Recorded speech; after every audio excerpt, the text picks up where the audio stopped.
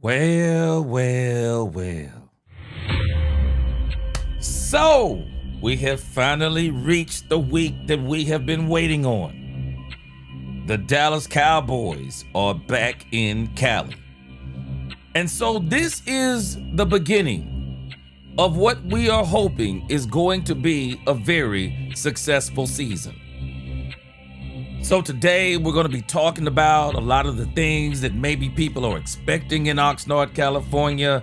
We're going to be looking at the players showing back up in Oxnard, California. But nevertheless, I am excited about the Cowboys because this means we are now getting back to some real football. It's just not a lot to say. All I can tell you is the Cowboys are back in Cali. Let's talk Cowboys. We're about to talk facts. Yep, it's about time. Do y'all know time is actually flying? We are about to be in August. And in September, we're going to be having some real football. The Cowboys have touched down in Oxnard, California, and I think we'll be seeing them on Wednesday. Let's go. Let's get it. Welcome, welcome, welcome, Cowboy fans and Cowboy haters alike. I'm the G, and I'm the host of Let's Talk Cowboys, where we talk facts. And as you come into this live stream, please hit that like button, share, subscribe, hit that notification bell so you know the next time we post another video or go live. And yes, we are live. And if you haven't become a channel member subscriber yet, what are you waiting on? We have a lot of great content coming up this season. Now let's talk facts. Today, it's not really a lot to talk about yet, but starting Wednesday and all the way until next year, we're going to have a whole lot to talk about as it applies to the Dallas Cowboys. Today, our show, I didn't get a chance to talk about it this past weekend. Come on, Tony. Tony, oh no, is in the news. Not only are we going to talk about Tony, oh no, Coach Grier? Dare I say Coach Grier? Yeah, we're going to talk about it. Then we're going to listen to a little bit of ESPN talking about the Dallas Cowboys' hope. Make sure we skip over everything Chris Canty. He don't want nobody talking about him. But nevertheless, ESPN again hyping up the Cowboys. Then we're going to look at a short video from Law Nation, and we're going to talk about one of the most important players for the Cowboys defense this year. Is Daron Bland all the way back? Then we're going to talk about Cowboys in Cali. Yeah, Cowboys in Cali, y'all. Oxnard, California camp preview, 105.3 preview, and I'm going to talk a little bit about the camp overview. So that's going to be it. And then, like I said, Wednesday, man, it'll be full speed ahead. Dallas Cowboys season will be officially on the way. So that's our topics for the day. Let's get this roll call in and let's get this show going. Yeah. Let's see who is in the building. Big Moss Dog first in the building. What is going on, Big Moss Dog? What's going on, Hondo? What's going on, Hondo Demery? What's going on? Renan Zanguini, what is up? Dax Strescott is in the building. Lord Nova, what's going on? Paul Lander, good to see you. In Florida on vacation, yes sir. Appreciate you checking in. Lynn from the 903. Dax Strescott says, welcome to Let's Talk Cowboys, where we talk facts. Come in, hit the like button. Let your opinion be heard and also keep the chat clean. Appreciate you as always, Strescott. What's going on, Attention? Larry Stroud is in the building. What up, Larry Stroud? Gwen Bowden, happy Monday. Hope all is well. Wade Graham, what is going on? Everett is in the building. What's up, Everett? Jeremy. What up, Jeremy Betts? Good to see you. I am him. What is going on? Jerome Miller. What's up, Jerome Miller? Braves Cowboys. Yeah, man, I'm excited, man. I'm with you. We are going to get some real football. A lot of good stuff coming up for the Cowboys, I believe. Timothy Johnson, what's up? Demetrius Noel. Steven Gibson, what is going on? Gene Ward, what is going on, Gene Ward? Bulky Cowboys Celtics, what is going on? Hail Mary, what is going on? Good to see you. Gregory Davis, what up, Gregory Davis? Lord Nova, yes, Cowboys football is here. Randall Crawl, what is going on? Marcus Moncherio, what's going on? Deion Jefferson, hope everybody had a great weekend. Carl Williams, what is going on? What's up? Tyler Mom, what's going on? Good to see you.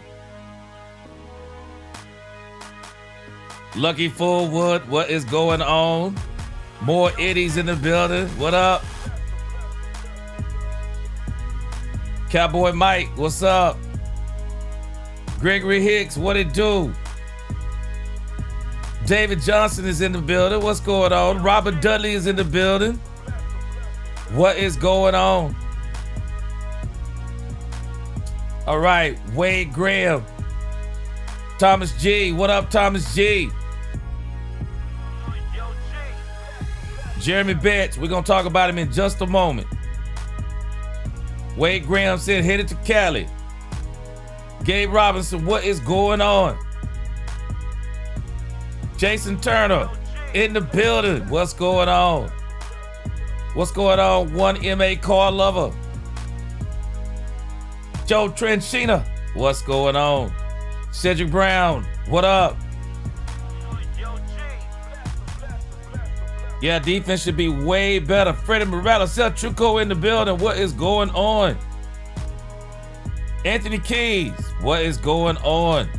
Michael Hilliard, Lucas Martin. We about to get this show going. Appreciate y'all rocking with me today. What up, Rico Jones? What up? What up, Andre Kirkendorf? What up? Good to see you. All right. Let's get this show started, man. I am so excited. The Cowboys have touched down in Oxnard, California. I'm going to show you some photos on that in just a moment. But let's get to our first story of the day, which y'all have already heard this. What's up, Jabril Quinn, Roy Willie, Cute Mallory? Y'all already heard this story. Yeah! Here we go!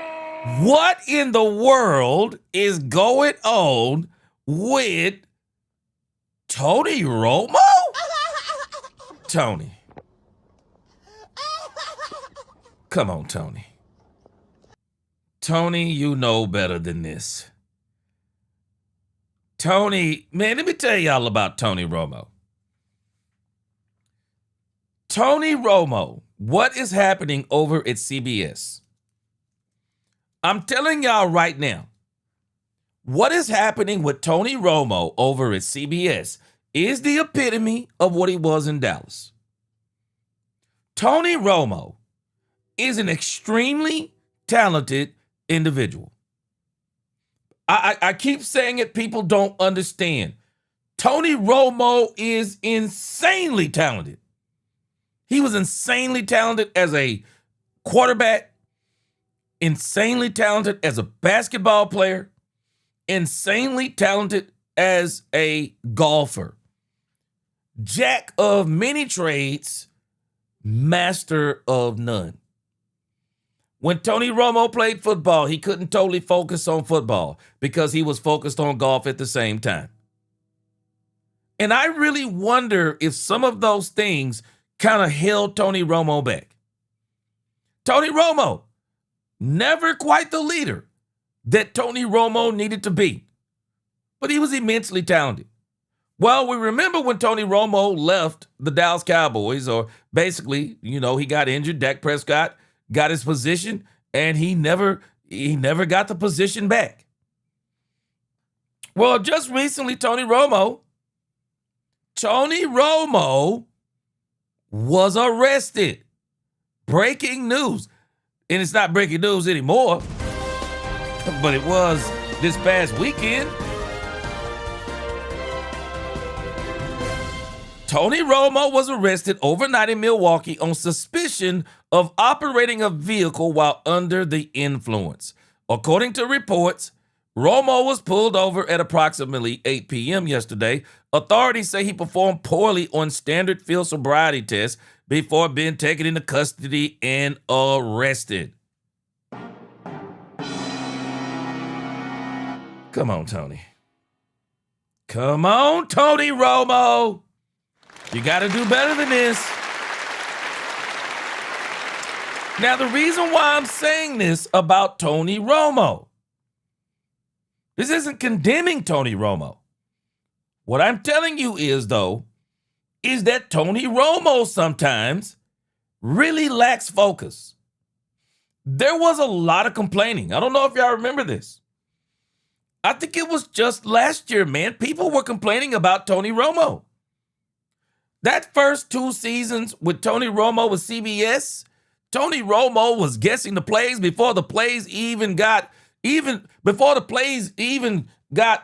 called. Tony Romo was that close to the game. He was that smart. Skip to 2 years after, though. People were complaining about Tony Romo, talking about Tony Romo, lack of preparation. Tony Romo saying crazy things in the booth. And I'm telling us that this is the same Tony Romo that was in Dallas. What do I mean by that? Jack of many trades, master of none. Now he's went over to the booth, where he was once really focused on what he was doing in the booth. Tony Romo isn't totally committed to that job like people who do that job who haven't played sports, or they're ex-sports players and they're really committed to that job. You think about Troy Aikman. What do you hear about Troy Aikman doing outside of broadcasting? And even now, we're hearing about Troy Aikman. What is he doing? He's working for the Miami Dolphins, working on football. Tony Romo, what are we starting to hear? We started to hear he wasn't really focused on what he was doing in the booth. People were complaining about his commentating of the games. They were even saying he was getting plays wrong. And definitely people were talking about how he props up Josh Allen. You don't watch Tony Romo commentate a Buffalo Bills game. If you like Josh Allen, you'll hate Josh Allen after you hear Tony Romo. You'll hate Josh Allen after you hear Tony Romo talk about him. Same way Chris Collinsworth talks about Patrick Mahomes.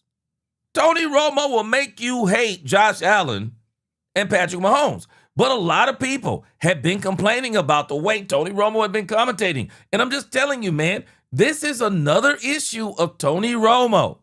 Not condemning the man to hell. All I'm just telling you is Tony Romo is an immensely talented individual who just doesn't seem to focus on whatever his main task is.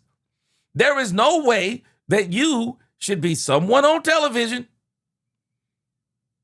and you should be having stuff like this go on in your life. Now, we're going to see what happens to Tony Romo, what CBS does. I'll be very interested to see what they do. But this is Tony Romo. It was all over the news. Just embarrassing. Our newsroom, and that is that Tony Romo, of course, this is the former quarterback for the Dallas Cowboys, has been arrested. This is the part you hate to hear, but thankfully, he's no longer a Dallas Cowboy. Yeah. He's no longer a Dallas Cowboy. But of course, the story got some attention because he's an ex-Dallas Cowboy. But again, this is that issue with Tony Romo. Tony Romo, I'm telling you, immensely talented. Just doesn't seem to totally focus on whatever it is he's doing at whatever his job is. It's like he's just not ever totally laser focused the way that you want him to be. And being a television personality, Tony, you can't do stuff like this. It's just dumb. Especially when people are already complaining about you over there at people are already complaining about you. CBS has already had to talk to Tony Romo at least twice. You don't want to be doing this type of dumb stuff. You don't. It's just pure dumbness on the part of Tony Romo. Demetrius Noel, this is a great point. I guess an Uber was too expensive. Yeah. Bro, let me tell you something. I'm just telling you about me. If I'm rich, I promise you I'm not driving anywhere. I'm not driving anywhere. If I know I don't drink anyway. I don't drink. But let's just say I did for the sake of argument.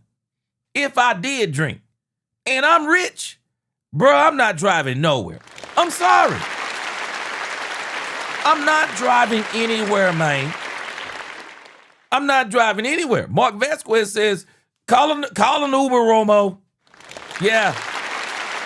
With all that money, you don't need to be driving intoxicated. Let me tell you something. While this is a mistake, let's think about this. Man, if there is any message that I could give somebody, don't you ever in your life drive even with what some people call, I'm not drunk, but a buzz. Man, don't drink and drive. Don't drink and drive. And Jeremy Betts, I get what you're saying. Jeremy said, he said, we all make dumb mistakes. He said, none of us are perfect in any life. We get that part. I got arrested a couple of years ago on an aggravated assault. It happens, though. He do dumb things, but some of us do, too. And my issue is, though, Jeremy, and I agree with what you're saying, but my issue with Tony Romo, Jeremy Betts, Tony Romo ain't you and me. He's not you and I, Jeremy Betts. You and I may be making six-figure salaries and on the low end of six figures. Tony Romo is what, a 9-figure man? It ain't the same. It ain't the same. Tony Romo should not be driving drunk. It is dangerous. There are so many people that get killed every single day on the road because somebody drove drunk. These are not small. While it may be small, it's not small. And not just because it's Tony Romo. He could have killed somebody. And I'm always perturbed by people who say, oh, I only had one drink, man. I wasn't even drunk. Sometimes when you're driving, it takes a split-second decision. You need to make a split-second decision. While you may say you're not drunk, you may be inebriated just enough that you can't make that split-second decision. And you change somebody else's life and you change your life by killing somebody. This is insane to me. Tony Romo, of all people, with the money that you make, what's at stake as far as your family goes, even your job, man, you gotta be smarter than this. You have got to be smarter than this. Man, get you an Uber. I'm not driving no. Man, I'm gonna tell you something. If I was rich, I'm just telling you, there'd be very few places. If I'm not driving around town, I got news for you. I'm not driving myself nowhere. Nah, bro. No. I'm going to have me a driver. Blake Strange, yeah, no common sense. And again, man, Tony Romo, this is just the kind of stuff. Just the kind of stuff. Tony Romo, how it was like Tony Romo was always missing that little something. And again, you may be wondering, like, why are you relating this to football? Because they're doing a lot of complaining about Tony Romo. I don't know if y'all know this. There are a lot of people that have been complaining about Tony Romo in his broadcasting job.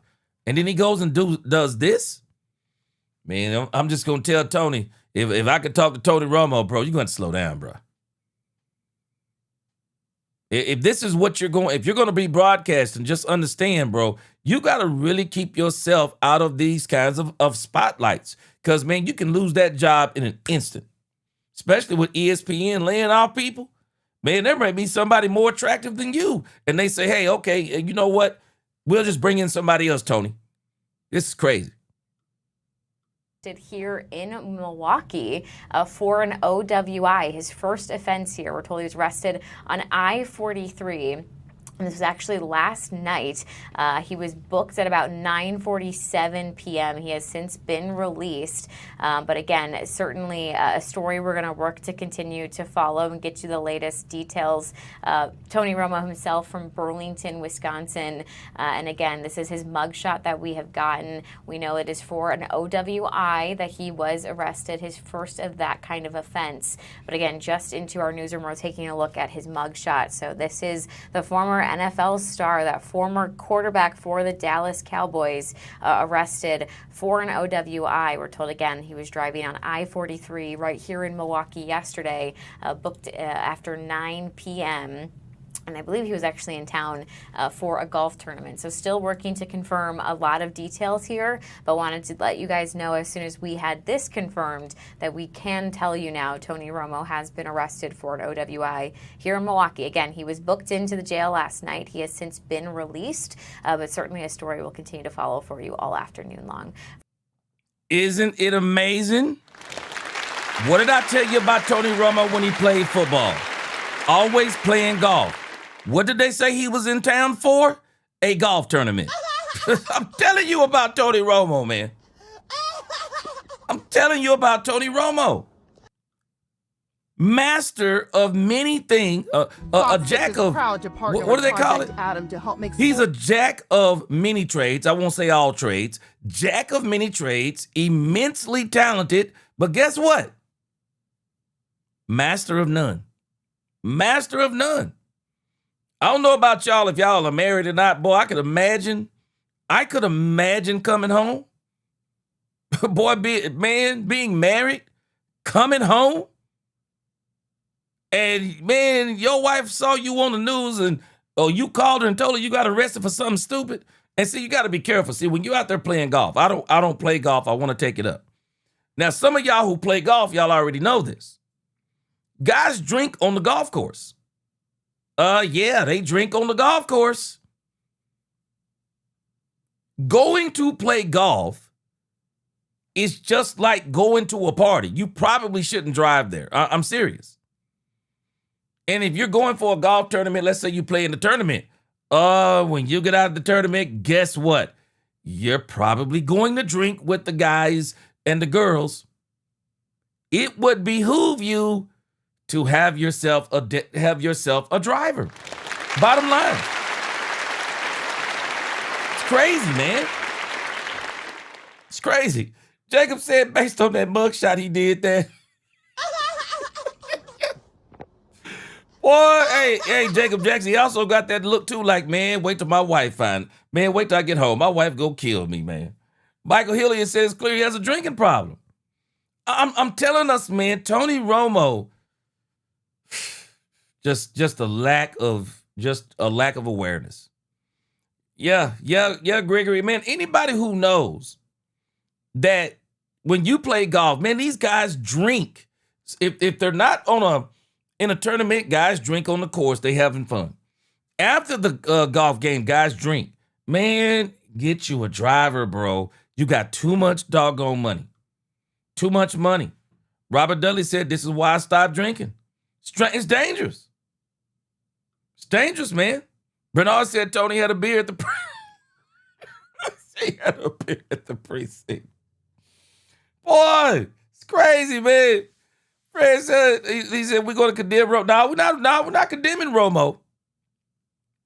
We're not condemning Romo. But I'm telling you, Freddie, Romo's not a kid.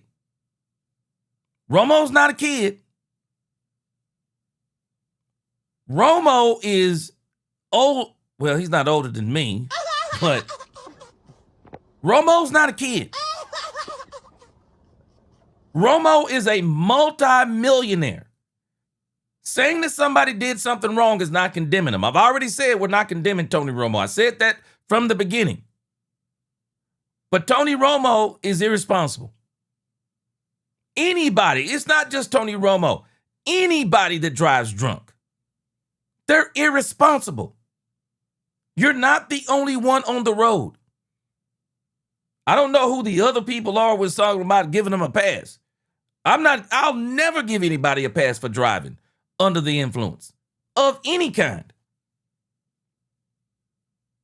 I have seen people get killed because somebody decided, I'm not that drunk. I'm not drunk. I'm tipsy. I've only had one. And they kill people. I'm not condemning Tony Romo, but what I am telling us is this is serious. This can't be blown off as in, it can't be blown off as in he just made a mistake. Let me tell you something. Driving drunk is one of the worst mistakes.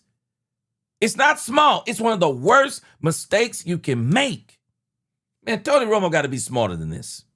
This man makes too, and I know wisdom don't come with money, but come on, Tony Romo. Come on. But again, you just tie this all back into Tony Romo. Just tie it all back into Tony Romo. What you're seeing with Tony Romo at CBS, I'm telling you, this is the very reason why he lost his job to Dak Prescott. It's the very reason why. It's the very reason why Dak Prescott beat this man out. Leadership. Bottom line. Leadership. It's why when Tony Romo got healthy, the Cowboys said thanks, but no thanks. I'm not telling you it's because of him drinking. What I'm telling you is Tony Romo, he is a jack of many trades, master of none. He never seems to focus on one thing. He's always focused on many things because he's so immensely talented. But you got to hone in on whatever it is you're doing and be the best at what you're doing. Tony Romo doesn't do that. Tony Romo, rather than trying to be the best commentator that he can be, Tony Romo is still trying to make golf tournaments. I'm sorry, if I was Tony Romo and I wanted to play golf that bad, man, forget being a commentator. I'm just going to play golf. That's all I'm going to do. That's all I'm going to do. Just play golf. Stephen Gibson, you better say it. He didn't get the memo from Tiger Woods. Yeah. People think that you get a lot of people that get in these accidents and they think, oh man, I'm not even drunk, man. I just had a few, or I just had one. No big deal. And totally change somebody's life. It's crazy. Just totally irresponsible by Tony Romo. Just totally irresponsible. But again, I'm just telling you, man, this is kind of what Tony Romo is. Star Guardian X, he says, don't turn into Mark Sanchez, Tony. Exactly, bro. Yeah. Hillard said he believes he has a problem. He said, you probably have a problem a long time. He said, that's probably why everything is going down. Tony got to be smarter than this, man. But I'm telling y'all might not have been following what's going on with Tony Romo. Man, let me tell you. They've been killing Tony Romo. There were people calling for Tony Romo's job over there at CBS. Don't give these people a reason in this economy, Tony Romo. I like Tony Romo. Man, Tony, don't give people an excuse, man. Don't give people an excuse. We live in a different climate right now. Don't give people an excuse. Broaddus said he was out here driving that cursing. What up, Poobie D? Said Romo on that yak. Robert Dudley said his wife probably not happy. Robert Dudley, shoot. Could you imagine coming home? Could you imagine coming home after this? Boy. Oh, wee. Boy. Ain't no way. Dudley, you know what I'm talking about then. If you're a golfer, man, they drink out on the golf course, man. Nah, I'm telling you, I have to get me a driver, man. Bernard said, got to treat them keys like lit charcoal if you got oil in you. Yes, sir. Scott, I like it. He said, get your wife to pick you up at the 19th hole. Yes, sir. Man, Tony irresponsible, bro. Tony irresponsible. If anything, I'm pretty sure he's already had this talk.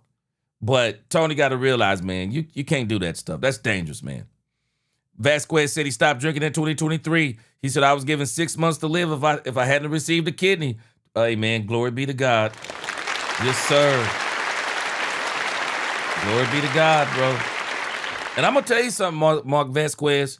I lost my mom to drinking. I absolutely did. I lost my mom to drinking. My mom literally drank herself to death. My mom's liver was so bad, by the time they figured it out, she couldn't even get a liver transplant. Telling you, man, it's dangerous. It's dangerous stuff all the way around. All the way around. And so, man, I'm telling you, Tony Romo, Tony got to do better than that, man. He got to do better than that, for sure. Got to do better than that. Yeah, Quinn. If you're going to drink, man, stay home. I don't condone drinking, but hey, if you're going to do it, stay home. And if you go somewhere and I say stay home, Quinn. But if you are a multi-millionaire, man, before you take a sip, understand what you got at stake. A family, somebody else's life, and a career. Bro, get you a driver, bro. Get you a driver. Oh my gosh. Come on, Tony. Gotta do better than that, Tony Romo. But again, no condemnation of Tony Romo. Tony just gotta do better than that. Bro, you're a 9-figure man. I don't understand, folks. If I'm making $100 million plus, I'm sorry, but I'm protecting it like Fort Knox, man. I'm protecting it like Fort Knox. Shoot. Not risking my career, not risking my family, somebody else's life. Not doing it. And you mess around and hit somebody and they live, you won't be a 9-figure person anymore. You won't be 9 figures. I promise you. They'll take you for everything they can. Got to be smart, Tony. And never take a moment for granted, people. Never take a moment for granted. When it comes to driving on that road drunk, don't you ever take a moment for granted and say it's not that big of a deal. It's a huge deal. It's a huge deal. Shoot, Jabril Quinn, hey, you're right. It don't matter much if you're rich or poor. Stupid is stupid. You're right. And like I said earlier, wisdom don't come with money, unfortunately. Yes, sir, Marcus Moncherio, another great point. Got to get out of this mindset that holding people accountable is condemning or degrading. Yes, sir. Shoot. Dude, better stop that stuff, man. I wonder what they're going to do over at CBS. I hadn't heard anything, but that's the whole story on Tony Romo. All right, let's move over to another story. This is a feel-good story in a sense. Yes! Here we go! Will Grier. And I'll be honest with y'all. I'm sure this surprised nobody. I'm sure this surprised nobody. Dak Prescott absolutely loves Will Grier. And I'm sure Brian Schottenheimer likes Will Grier too. The Cowboys like Will Grier. Well, Will Grier now is a coach of the Dallas, or one of the coaches of the Dallas Cowboys. Shout out to Will Grier. Will Grier is a coach of, and I'm going to tell you something, man. Will Grier is an example of the NFL stands for not for long. Let me tell y'all something, man. I don't know if anybody watched Will Grier play, but Will Grier, when we've watched him a few times in the preseason, Will Grier can play quarterback. It just goes to show you how this league is so talented, but it's also based on do you get an opportunity? And I truly believe Will Grier is just a guy who didn't get a great opportunity. And because he didn't get a great opportunity, didn't get an opportunity to show what he is, Will Grier, they say those who can't, they coach. And so since he couldn't get an opportunity, now he's coaching.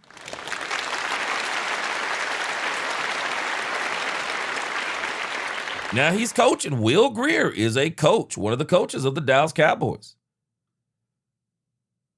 And I think it's a good hire. Says former NFL quarterback Will Grier,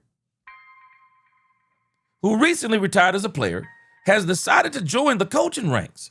Grier has joined the Cowboys staff as an offensive assistant and will begin his duties with the team next week with the start of training camp. Grier, 31. He's only 31. Goes to show you, man. And I'm telling y'all, Will Grier could play this game. He just didn't get a lot of opportunities. Excuse me. It says Grier, 31, spent the offseason with the Panthers in an attempt to make the roster, but decided to retire. Now he will reunite with Brian Schottenheimer and Dak Prescott to help the offense try to duplicate another stellar season. Yeah. Roy Bell said he gave it his all. And I'm going to tell you something. Miss Matrix is in the building. I mean, that isn't what I was going to tell you. But Miss Matrix is in the building. Miss Matrix, you're right. Jerry takes care of his guys. Jerry takes care of his guys. Jeremy says they want him in the building however they can. He can't stay in the game and be a coach and a teacher. Yeah. Hey, Bernard Fields, it's all about timing. You're right, bro. It's all about timing.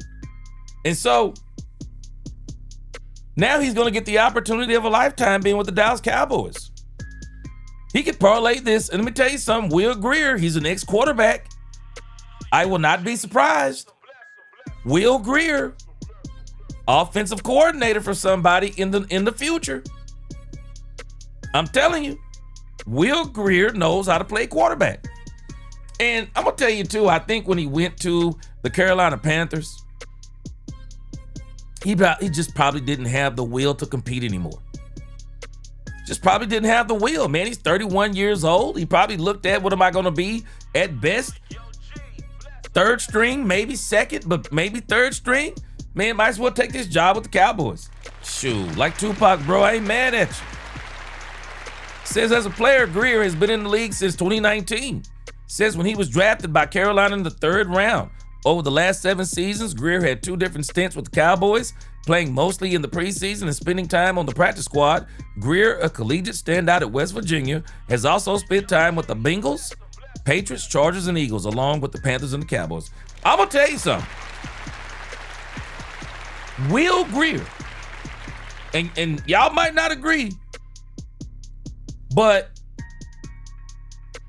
last season, the Cowboys didn't give Will Grier the opportunity to compete.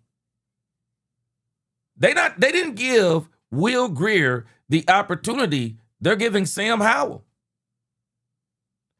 And that also, another year, I can't remember the year, that,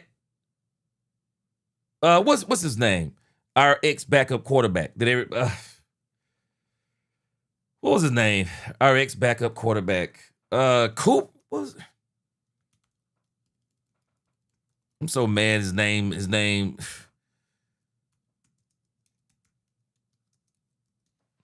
slips my mind right now, but I can't believe I actually. Cooper Rush. I'm telling y'all right now. Will Grier actually beat Cooper Rush out one of those years. And they gave Cooper Rush the job. I think Will Grier beat him out that one year. I believe he beat him. But they let Cooper Rush be the backup quarterback anyway. But Grier beat him. Grier just never really got that opportunity with the Cowboys to be the backup quarterback. I believe he beat Rush that one year. I do. Yeah, Jeremy. Yeah, y'all a little bit behind me. Yeah, I got it. Cooper Rush. I think y'all. But he beat him. He beat Cooper Rush that one season. Y'all remember he beat him that season? And is that Will Grier I'm thinking about?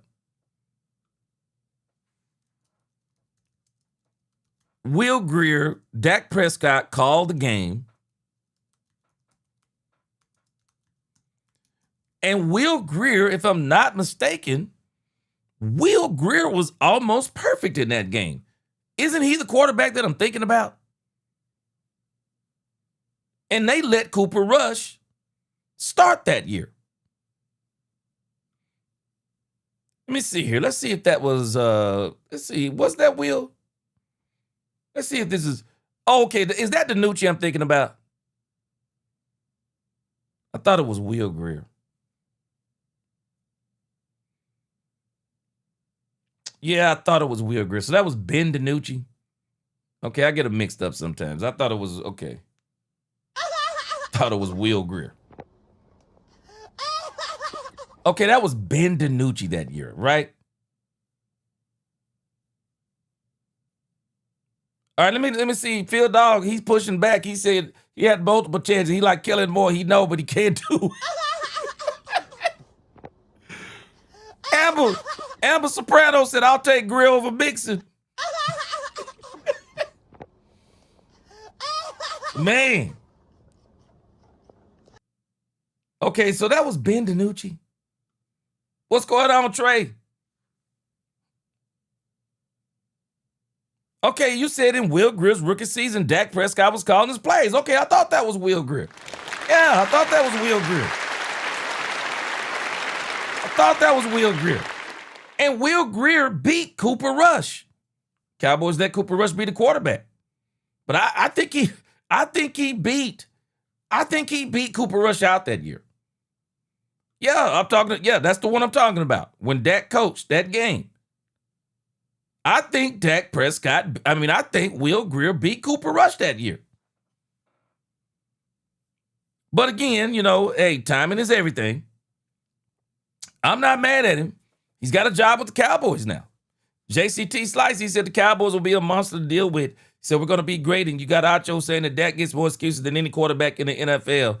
Tired of him. We still have 4. Yeah, man, Acho, man, I don't even listen to Acho, man. Acho out here, man, Acho does everything for clicks and likes. He's got to be one of the most disingenuous people in sports media right now. Acho is so fake, man. There is no doubt about it. Just so fake. But again, Will Grier, he's a coach for the Cowboys now. Not mad at it. Oddball JC, you thought the same thing? I thought he beat Cooper Rush out that year. I was shocked when they gave Cooper Rush the job. Yeah, I was shocked that year. Okay, Stephen White, you said Rush was better upstairs. Okay. But I think he beat him that year, though. I'm with you, Oddball JC. I think he beat him that year. But again, Tony Jones said it was Will and still baffled on how Rush got second. I was too. You must have had some pictures of somebody. That's all I can figure. But again, nevertheless, Cowboys Nation, Will Grier. I think this will help Dak Prescott. I think he really likes Will Grier. This is going to help Will Grier becoming, I guarantee you, Will Grier is going to help Will Grier be successful as a coach. He'll be an offensive coordinator somewhere before it's all said and done. So this is the beginning of Will Grier's coaching career. So I'm happy for him. I'm happy for him. Man, Eric, folks, let me tell you something. I don't understand why anybody would hire Shady McCoy. That man, you right, he worse. Yeah, he worse than and the thing with Shady McCoy, Emmanuel Acho, what makes him so bad is that he know better. When he want to talk right, he will. But Shady McCoy, that man don't talk nothing good. Even when I hear him talk about other teams, he talks nothing good about football. I couldn't listen to him if you paid me to. I just couldn't do it. Robert Dudley said being fake in the football world will last long for most. It does. If they, because you see what happened to Stephen A. Smith. Stephen A. Smith is on TV now because he's more of an entertainer. But people don't well, I ain't gonna say people don't realize. Some people might not realize it. Stephen A. Smith is very smart. Came up as a journalist. He knows what it means to be a beat writer, working at a newspaper. I mean, he's really smart. But Stephen A. Smith has given away to all of the clown show stuff now. And I'm telling you, he's way better on the Stephen A. Smith show than he is on ESPN. Way better on Stephen A. Smith show. Bernard Field said Grier might have a bag. He seems like he would be a good coach and have a good offensive mind. Yeah, and I think Dak wanted him too. Yeah. Yeah, Dolores, yeah, I'm telling you, I think he beat out Cooper. I think he beat out Cooper Rush. Chef Pope said Will and Dak have a good relationship with each other. Yeah, I wouldn't be surprised if Dak had something to do with this. Just another piece that'll help Dak Prescott. I think it's just another piece. All right, let's get to the next part. Yes! Here we go! So ESPN, they continue to hype up the Dallas Cowboys. We'll have to be very careful with this. Chris Canty is unlike any media guy out there. And I know why Chris Canty does this. Chris Canty doesn't let anyone use him in fair use on YouTube. Anything with Chris Canty in it, it'll be a copyright strike. So we're going to skip right on past anything Chris Canty, which I don't understand why he does that, because if anything, people sharing you on YouTube, that helps you out. So I don't understand why Chris Canty takes that position. So we're going to move on over here to, let me see, we'll listen to Dan Orlovsky. This is Dan Orlovsky talking about the Dallas Cowboys. Let's check him out. Contenders. I agree. I think they're a playoff team. I really do. I think that what version of George Pickens do we get? All that stuff. But I just don't think they're in that Super Bowl class in the NFC. Okay, so you think they're a playoff team? You think Yes. they're a playoff team? Yes. Hovering. Hovering. You clearly think they're winning. They're going to the Super Bowl. Yeah, I think they're the NFC East Division winner. Okay, so who is the most important player, Dan, for them if they want to make a deep playoff run? I'm going to say the rookie draft pick, Caleb Downs. I think the NFL overthought this. I think it's going to be similar to a Reuben Bain, that this player was a significantly better player than where he was drafted. And the reason I say Caleb Downs is this. Because the D-line's going to be much improved. We know that because of some of the pieces that they've added. We look at the safeties for Dallas last year. 72% completion percentage when quarterbacks threw at the safeties. 9.3 yards per target when they threw at the safeties. 10 touchdowns, which is almost impossible to do, and 123 passer rating. So if I was a quarterback playing against Dallas, just throw at safeties. We're going to be okay. And so I think that if Caleb Downs is, who a lot of smart football people think he is, he's not only going to improve that position, you'll see a drastic improvement with the defense. If the defense takes that big step forward, I think I'll reiterate, I think it's a really good football team that's a playoff caliber football team. Yeah, listen. Goodly muggly. Man, the Cowboys safeties were terrible, man. Did this man say 72% completion rate 123 quarterback rating? Oh my gosh. Man. Boy, them Cowboys, you know what? It's terrible as we say these Cowboys safeties were. I'm sorry, Matt Eberflus was also the defensive coordinator. But, I'm going to pump the brakes on Caleb Downs being the most important player for the Cowboys to make a playoff run? I'm pumping the brakes on that right there. I'm pumping the brakes on that. And the reason why I'm pumping the brakes on that, when you think about the most important player, let's pull this up for a moment. He just said the most important player for the Dallas Cowboys. We're going to come back to this in a moment. Let me put a bookmark here. He says that Caleb Downs is the most important player for the Cowboys if they want to make a playoff run. I'm gonna see if I can change the way that if any of us are thinking like that. I want to see if I can change the way we're thinking. People want to boil this down to a player. I'm not going to do that. I don't think it's one player. I don't. When we talk about who is the most important player for the Cowboys to have a Super Bowl or a playoff run, it's really the whole team. It's the whole team. It's not one player. It's the whole team. Let's look at this for a moment. It's the entire team. We need CeeDee Lamb to be healthy the entire season. We need George Pickens to have a similar season like he had last year. We need Ryan Flanoy to emerge as one of the best third receivers in the game. We need Tyler Guyton to emerge into one of the best left tackles in the game. We need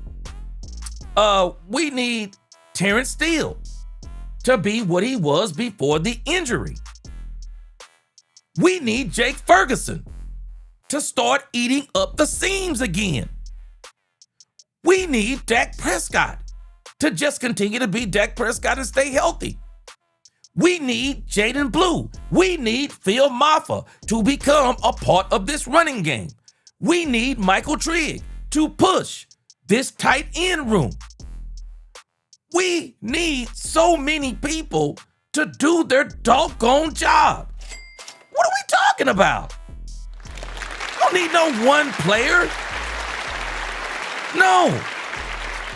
We used to be the team that it was all about Michael Parsons.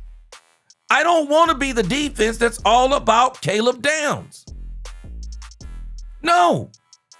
We don't need just one player. When you look at the Cowboys defense, we need Rashawn Gary. We need Rashawn Gary to not only stop the run, we need him to be a menace in the passing game and hoping that he's going to get double-digit sacks. We need D winners. Watch this. Damarion Overshown. I'm going to tell y'all something.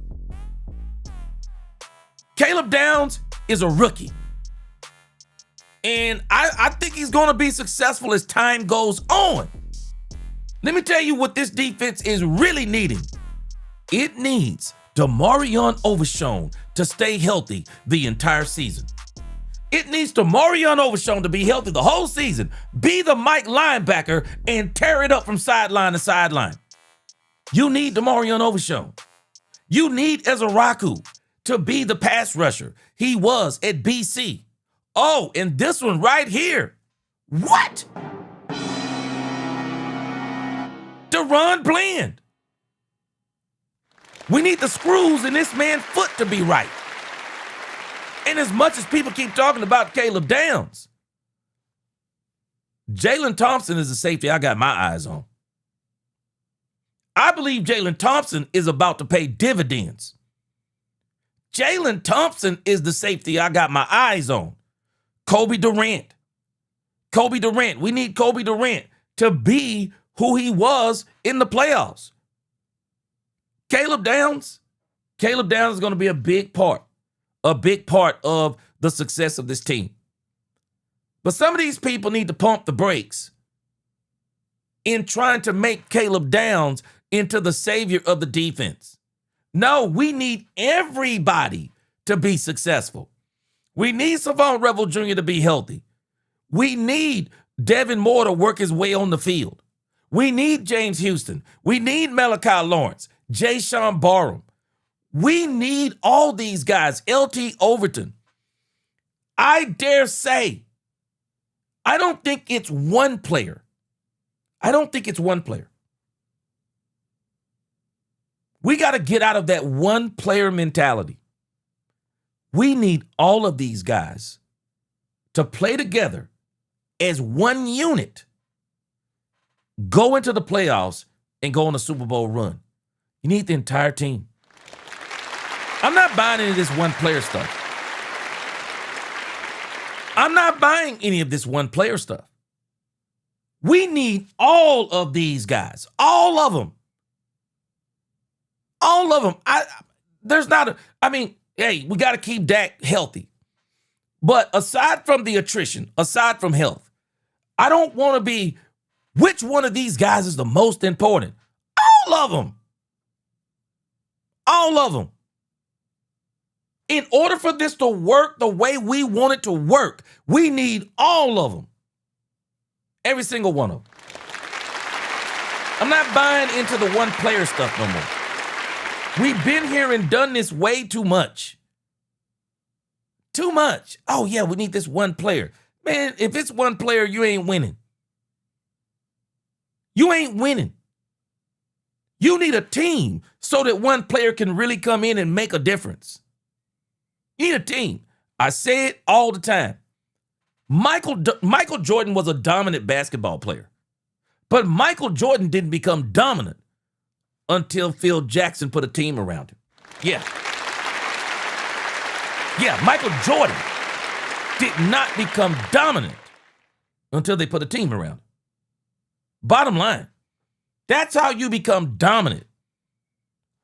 Players become legendary. People don't realize this. The players, the Mount Rushmore players, they make Mount Rushmore, and people don't realize this. They make Mount Rushmore by being on teams. Who is Troy Aikman without the team? Who was Emmitt Smith without the team? Who was Michael Irvin without the team? Could they have been good on other teams? Yes. But would they have been 3-time, almost 4-time, 4-in-a-row Super Bowl winners without the team, including the coaching staff? No.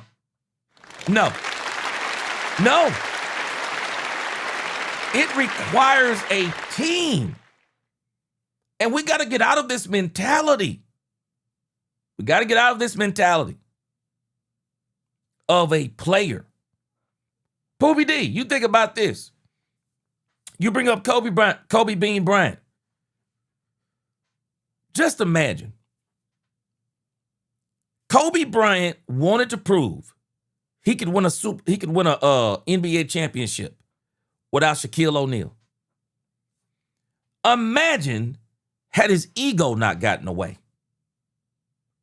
And Shaq and Kobe would have kept playing together. And they just would have kept bringing in players to play around them. Kobe and Shaq could have been two of the best to ever do it. Because I'm telling you, man, these young guys, I always get in arguments with my sons about basketball. But I'm telling you, for about 3 or 4 seasons, Shaquille O'Neal was the most dominant basketball player I've ever seen in my life and on film. If Shaquille O'Neal could have shot free throws and would have really cared about basketball, I mean, really making it all basketball, keeping his health together and just basketball, Shaquille O'Neal could have been the best to ever do it. The man was an absolute monster. But all I'm saying is to say, I'm saying all that to say, in order for dominant players to be truly dominant, they need teams. They need teams. Bottom line, they need teams. And so that's why, for me, I'm not buying into this whole thing about one player. Quinn, they want to put unnecessary pressure on Downs. I agree. Unnecessary pressure. And I don't want the Cowboys to buy into this thing on Caleb Downs. No, the Cowboys are already bought in on Caleb Downs. But nowhere does anybody need to be putting the pressure on Caleb Downs that he's the savior of the Dallas Cowboys defense. No, bro. Caleb Downs, he's very humble. He's got great parents. So I know he's not going to get in this mindset. He's not going to get in this mindset of, I'm all that in a bag of chips.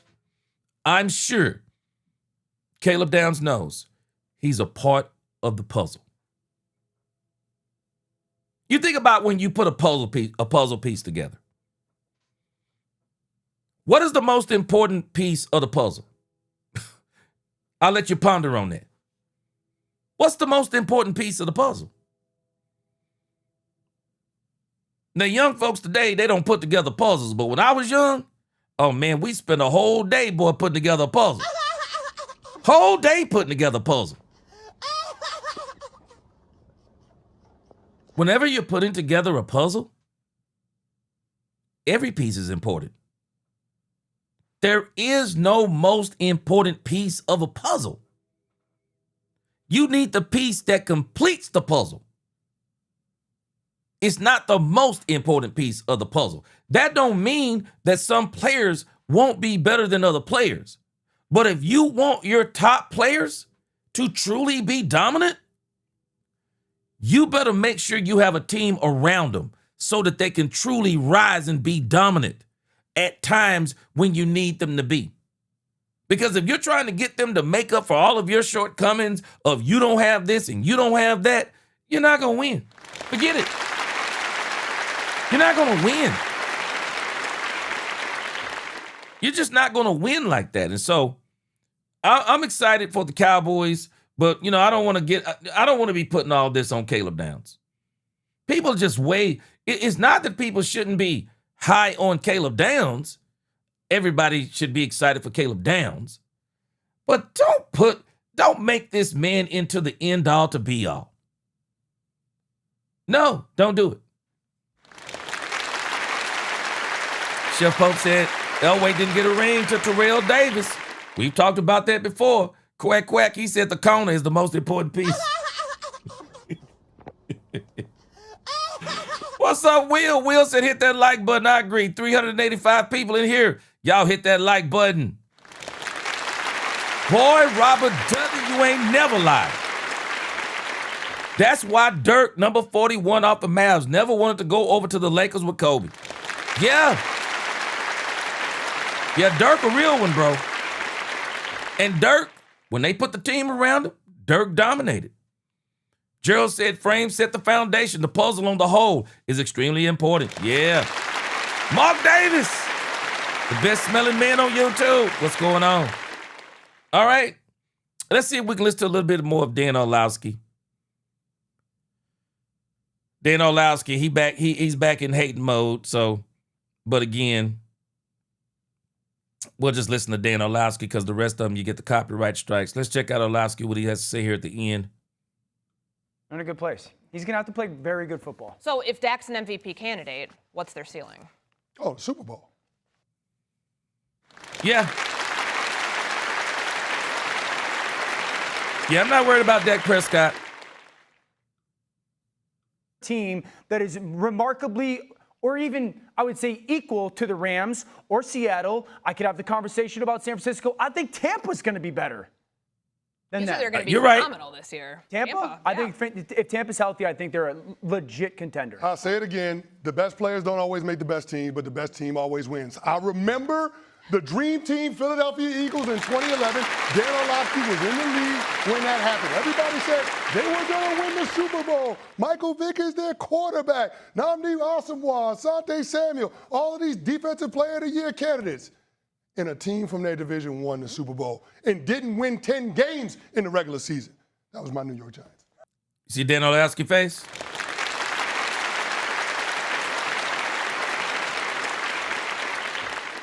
Quack, quack, you went and got that blueberry musk, boy?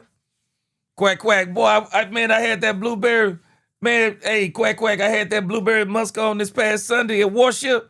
Man, I was smelling like I stepped out of Willy Wonka chocolate factory, bro.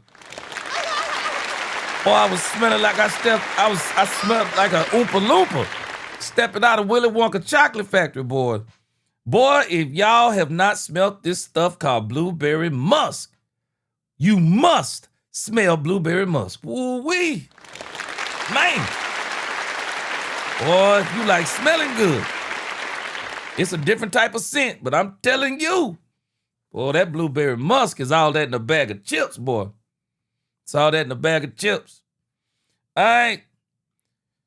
So let's go to a clip that I got from, I saw Law Nation had posted. Man, that man Law Nation, boy, he moving up, man. That boy, Law Nation done put in that work and that time. That man moving up in the game. Law Nation be getting film and he's going places and, man, shout out to Law Nation, man. He done put in that work. Got this from his channel today, Law Nation Media. Showing us Daron Bland. Hold on a second. Let me make a couple of comments here. Mark Davis talking about that blueberry musk. Boy, hey, Mark Davis. Boy, I'm telling you, quack, quack, boy, I'm not, boy. Quack, quack, I'm telling you, bro, you smell like you stepped out of the Willy Wonka chocolate factory, boy. Shoo. Like Willy Wonka chocolate factory when you got that blueberry musk on. Smell like them blueberries. And for all you men who say, yeah, man, I don't want to smell like no blueberries, try blueberry musk. Boy, you change your mind. I bought it at the church. I bought it at the Warship with me, quack, quack. You know, I carry my bottle with me, you know, so I had to kind of recharge around, you know, by around 12 noon, I had to recharge, give me a little respray. Boy, I let my uncle smell it. Shoo. Man, I don't care what kind of man you are. You smell that blueberry musk? Man, shoo. Get that blueberry musk. You'll thank me later. You'll thank me later. I'm just telling you. Marcus Moncherio, you can get it on Amazon. It only costs $20-something. It only costs like $25. I'm telling you. Boy, this stuff, hey, and women can wear it too. It's unisex. Women can wear it too. If a woman likes smelling like blueberries, shoo. Arabiat Prestige makes it Poopy D. Yeah, Arabiat Prestige makes it, I think. Shoo. But tell him, Mark Davis. Man, shoo. Boy, stuff there. Mark Davis, I wear mine too. It's fire. G, how can I send you a bottle of some heat? Hey, I'll put my email. Shoo, man. Let me tell you, boy.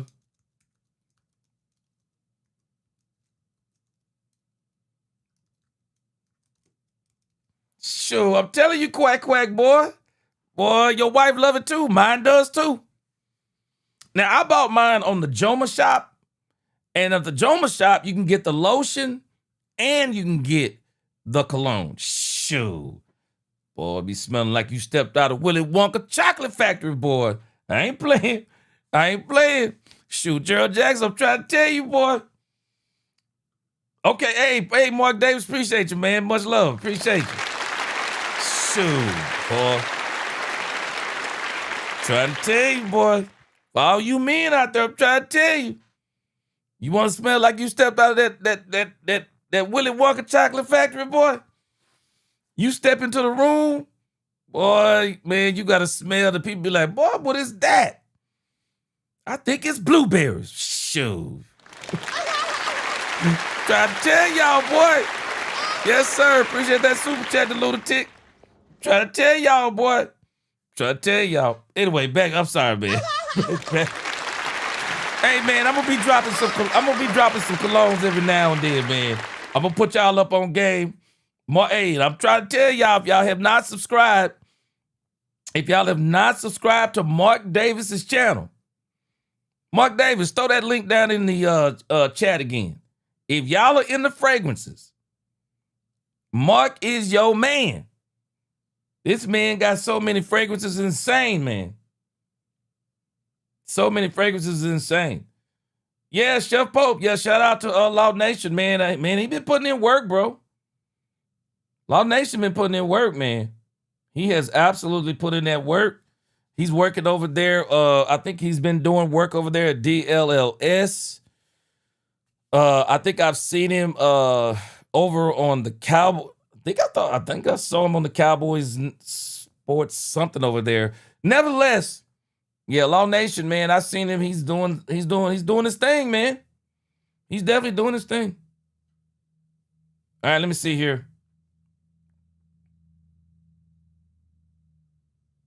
Bazzy9 in the building. What up, Bazzy9? All right, I was trying to see what Dirk. Let me see. I was trying to find Dirk.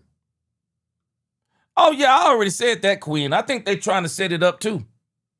Yeah, I think they're trying to set it up, too, so if the Cowboys don't succeed, they're going to have something to talk about. But,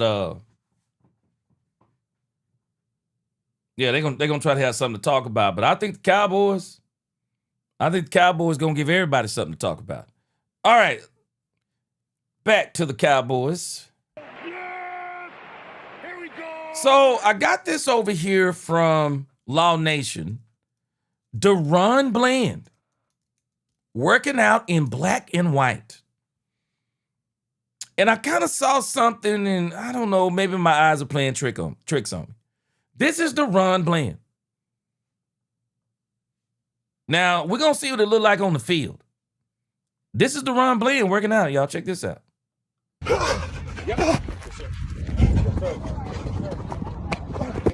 Yes, sir. Reverse that. Yes, sir. Move that. Yes, sir. Move. Yes, sir. Yes, sir. Yes, sir. Oh, hey. He looking good, man. I hope they get them screws right in his foot. What up, Bass? Bass in the building. What up, Bass? Oh, hold on a second. Poopa D, you said you bringing Brute back? I ain't wearing no Brute, man. I ain't wearing no Brute, bro. I ain't wearing no Brute. Let me see. Check out a fragrance called Broaddus, okay? Mark Davis, have you heard of that? Let's see, let me see. Rico Jones, boy, you already know how I do it, but I was wearing some ostrich skin shoes this past weekend. You already know how I'm doing it. Rico Jones, you already know, bro. But I didn't have them gators on. I had them ostrich skins on this week, man. Smelled like I stepped out of the Oompa Loompa, boy.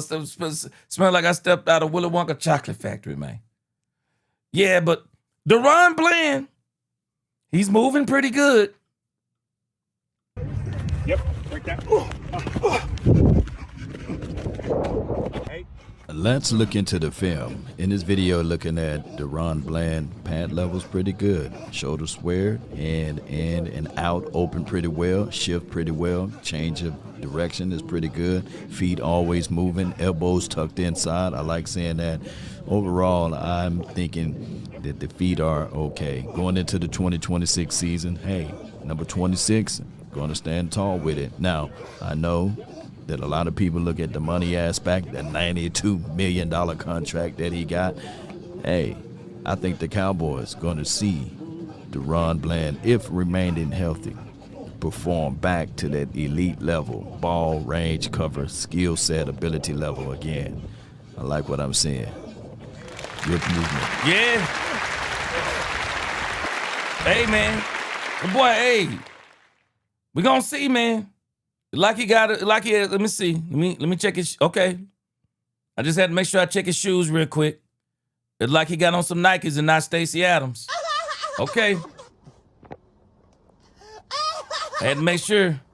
I had to make sure he didn't have on Stacey Adams, man. Like he got on some cleats. Like he got on some cleats. Mike said this. That's why I'm talking about his cleats. Mike said this, and I don't see Harrison across from him.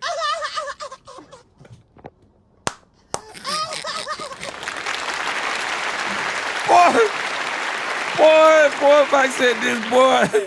Mike said this, and he don't see Harrison. Boy, crazy. Ooh-wee. Yeah, Robert Dilley. Oh, yeah, All Nation been good for a long time, man. He OG in the game. He young, but he OG in the game. Bass said feet screws look fine to me. He moving. Yes, sir. Yeah, Bass, I was checking him out, man. He got on cleats. I don't see the Stacey Adams. Bernard Fields, boy, Mike said this, don't went crazy, boy. He said he don't see Harrison across from him. And again, the real test is one thing when guys are working out by themselves. It's another thing when they're working out with somebody going against them. So we got good news, Dallas Cowboys fans. We got good news. He's been cleared. The good news is he has been cleared for participation. He's been cleared. So I'm excited to see it. I want to see what he does in Oxnard. Bass said he got on loafers, not the cleats. He said not the loafers. Yeah, Bokeh, Cowboys Celtics. He said he looks like he can fly. He bounces back. I'm excited. Jeremy said, man, I need to see it again. Oh, you talking about Daron Bland? Okay, I'll put it back up there. Pooba D said mosquitoes don't let me.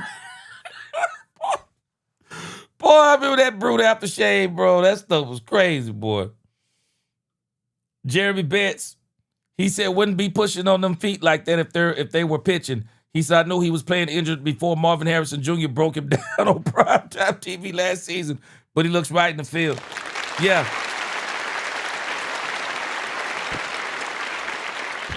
Yep. Yes, sir. Yes, sir. Yeah. Yes, sir. Reverse that. Yes, sir. Move that.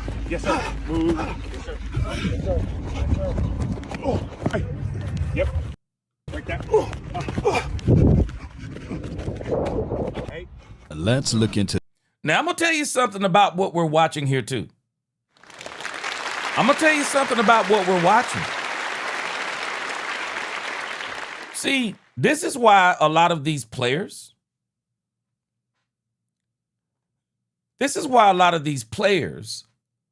are wanting grass. Wrong button. This is why some of these players are wanting grass. Your feet perform different on grass than it does on turf. That turf causes a lot of tension on your feet. So it's one thing to watch him work out on grass. What will he look like working out on that turf? Good thing is out here in Oxnard, California, he'll be out there on the grass. But the real test is going to come when he gets on that turf. That turf is different, man. I'm just telling us. That turf is different. Injuries, they work different on that turf. They absolutely do. So I want to see what he looks like. Yeah, Amber Soprano says they need to bring grass back. Yeah, they perform different. Those injuries, everything is different on turf versus grass. See, you got a lot of give out here on that grass. Got a lot of give. Feet get to dig in a little bit. Got you some cushion on that grass. The cleats, you think about on that turf, when those shoes lock into that turf, what starts to happen if you're not careful, if you don't have your shoes tied tight, taped up ankles, or whatever the case may be, your feet can move inside of your shoes. This is what, you think about what they were talking about, what they did for Jackson Smith and Jigba. Jackson Smith and Jigba was having a lot of foot issues. So one of the things that the training staff in Seattle did is that they gave him they gave him shoes that were too small. Now, I don't understand how they did that. They got to explain that part to me. I think they said he wears something like a size 12 shoe, and they were able to get him to a size 10 and a half? What? I don't even know how you do that. But if I was Daron Bland, that's something the Cowboys might look into. Getting him some tighter shoes. Yeah, getting him some tighter shoes. Right? Sapir said Bland gonna get that Dr. Scholl sponsorship deal by the end of the season. He gonna get it by the end of the season. Hey, I'm telling you. The true test for Daron Bland is going to be the turf. It's the turf. Yeah, it's going to be the turf. Jeremy said George know about grass, but the whole Cowboys offense slowed down. Yeah, and that's why they like the turf, because that turf gives you more speed. Lonnie said football is meant to play on grass. Yeah. Robert Dudley said grass is hard enough right now. It's dry conditions. Hey, well, imagine what that turf is. The true test is going to be when he get on that turf. Yeah. Bass said form fit and cut the corners of the cleat and lots of tape. Man, I'm going to tell you, I'm still trying to figure out how Seattle said they took this man from a 12 to about a 10 and a half. Bruh, I can't even wear shoes that are half a size too small barely, let alone a whole size. Man, they took Jackson Smith and Jigba down a whole size and a half. I'm just like, man, them boys work some miracle over us. They work some miracles over there. Absolutely work some miracles. But again, Daron Bland, looking pretty good.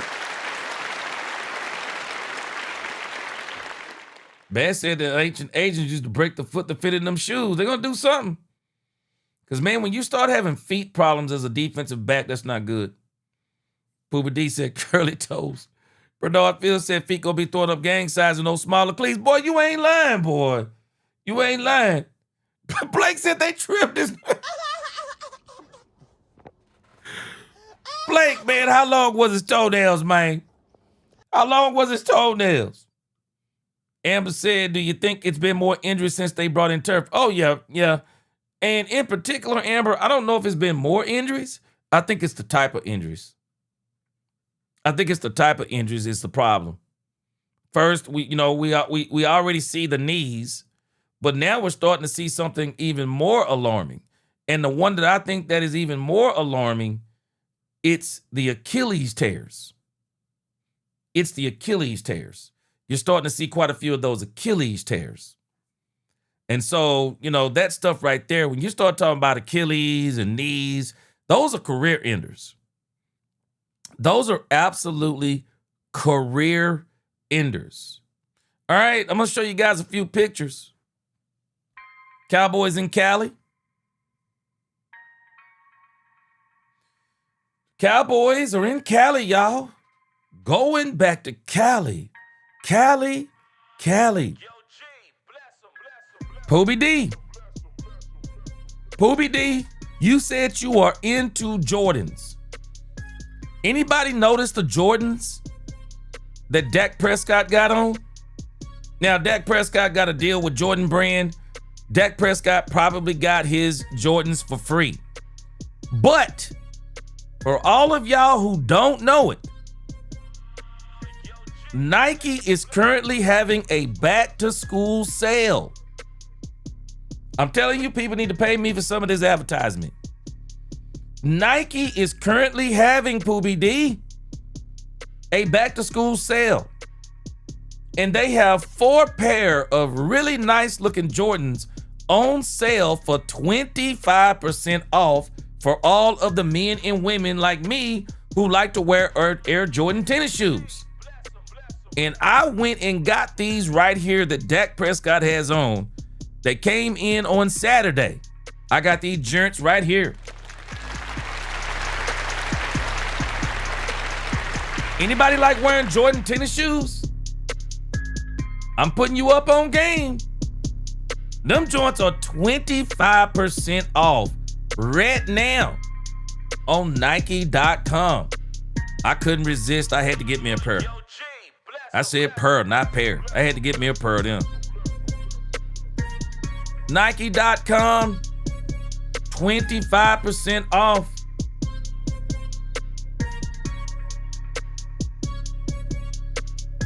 Check out these Jordans. They got the Air Jordan 4 Toros, 25% off. The Jordan 1 Lows, 25% off. They got the Jordan White Metallics, 25% off. And of course, the ones that Dak Prescott have on. I got them joints. Boy, these right here. Them joints right there. Ooh-wee. 25% off. I had to do it. I had to do it. So for all y'all who want to look like Rain Dakota Prescott, here's your opportunity. But the boys are back in Cali. The boys are back in Cali. Good to see GP, George Pickens, in Cali.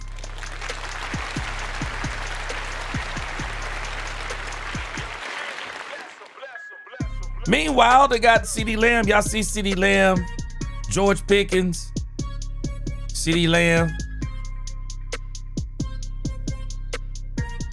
CeeDee Lamb, you know he got that money. CeeDee Lamb running around with the go-yard bags, if that's how they spell it, or how they say it. Got the go-yard, the go-yard bags, or the go-yard bags. Look like he got a man purse or something on the side there.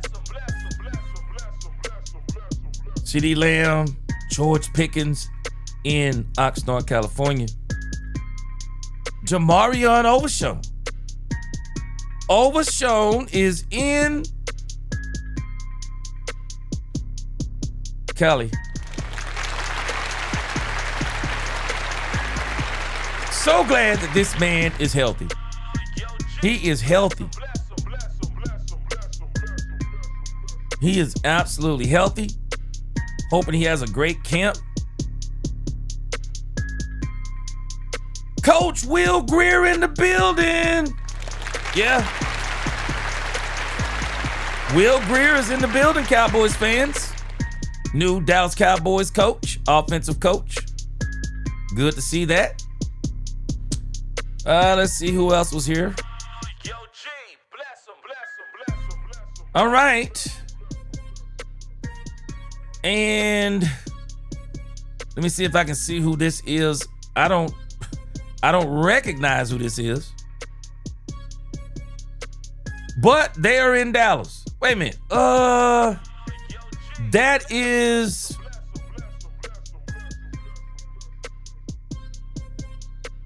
that's the guy with the injury. Hold on a second. What's his name? I don't know who the guy is on the left. But this is the linebacker right here, right?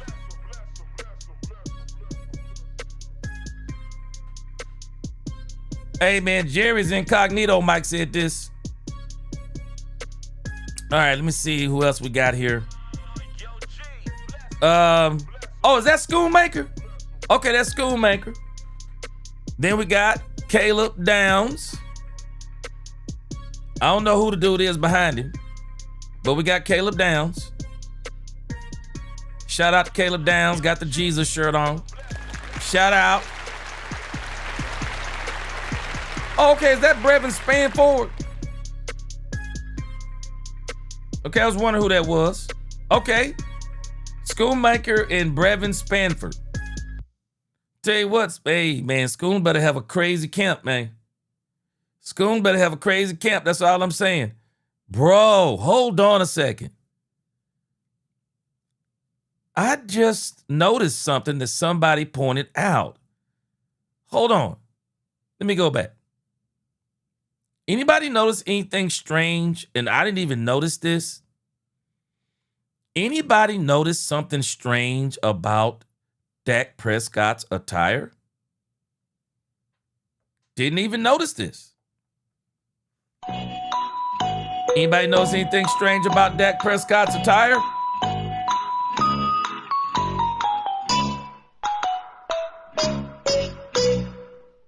I see you, Dak Prescott. I see what you're doing there. I see some manifestation in this picture. Anybody notice something about Dak Prescott's attire? Okay. I see you, Dak. I see you, Dak. Wait, Mike said, Mike said this. Mike said he got on shorts. Man, what are you doing? Come on, man. Y'all know if you got legs like that, you wearing shorts too. Wait a minute, hold on a second. Y'all see this? Yeah, there it is. Y'all see it? Yeah, it's the shirt. It's the shirt. I see what you did there, Dak Prescott. Yeah. Queen. Manifestation. Super Bowl 30. I see you, Dak Prescott. I see you. I didn't even notice the shirt, Gerald Jackson. I was too focused on them shoes down there. I'm too focused on them shoes. Jeremy Betts. Super Bowl champion shirt on. Cowboys champions. Yeah. You see it? Yep. I see you, Rain Dakota Prescott. Yes, sir. I'm not mad at you. I'm not mad at you, bro. Claim it. Claim it. JCT Slice said Dak believes we're winning the championship. I think he believes it too. Bro, hey, man. I wonder where he got that shirt from too, Worley. I'm like you. I wonder where he got it from. Hey, I'd love to wear that shirt, man. That is a nice shirt. I also want to get one after this season with the Cowboys on that shirt. How about y'all? Yeah, I want a shirt with the Cowboys on there for Super Bowl. What is it, 61? Crazy Cowboys, I believe you. He said Dak's not going to be the same. I believe you. I think he's going to be better. Yeah. LT Wyman, he said 96 retro shirt. Boy, that's nice, boy. That's nice. Bernard said he probably got that made. Shoot, bring that joint back, man. Bring it back. Bazzy 9, boy, you ain't lying. Shoot, bring that shirt back, bro. But that's the Cowboys. They are at Oxnard, California, getting out of that Texas heat. Because, boy, it is hot in her, as Nelly said. Woo! Man, with a little bit of, I'm telling us. All right. So let me show you this. This is the Dallas Cowboys camp schedule, in case you didn't already know it.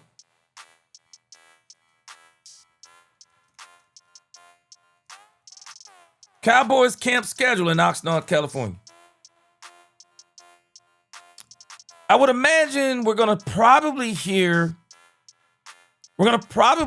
from Shotty tomorrow, I would think. No later than, I'm sure, Wednesday. I'm just wondering if we'll start hearing some interviews tomorrow, since it'll be the day before practice. So hopefully we'll get some interviews in tomorrow. Practice is going to be open on Wednesday and Thursday. Let me see what the times are on those. Courtesy of Law Nation. Open practice is at 11:45 a.m. So we're going to probably go live early on Wednesday and Thursday. Yeah, we'll probably go live early. Yep, we'll be live early come Wednesday and Thursday. So we got an open practice on Wednesday and Thursday. Open practice on Monday, Tuesday. Open practice on Sunday. So we'll go live. We'll be live on Sunday, August 9th.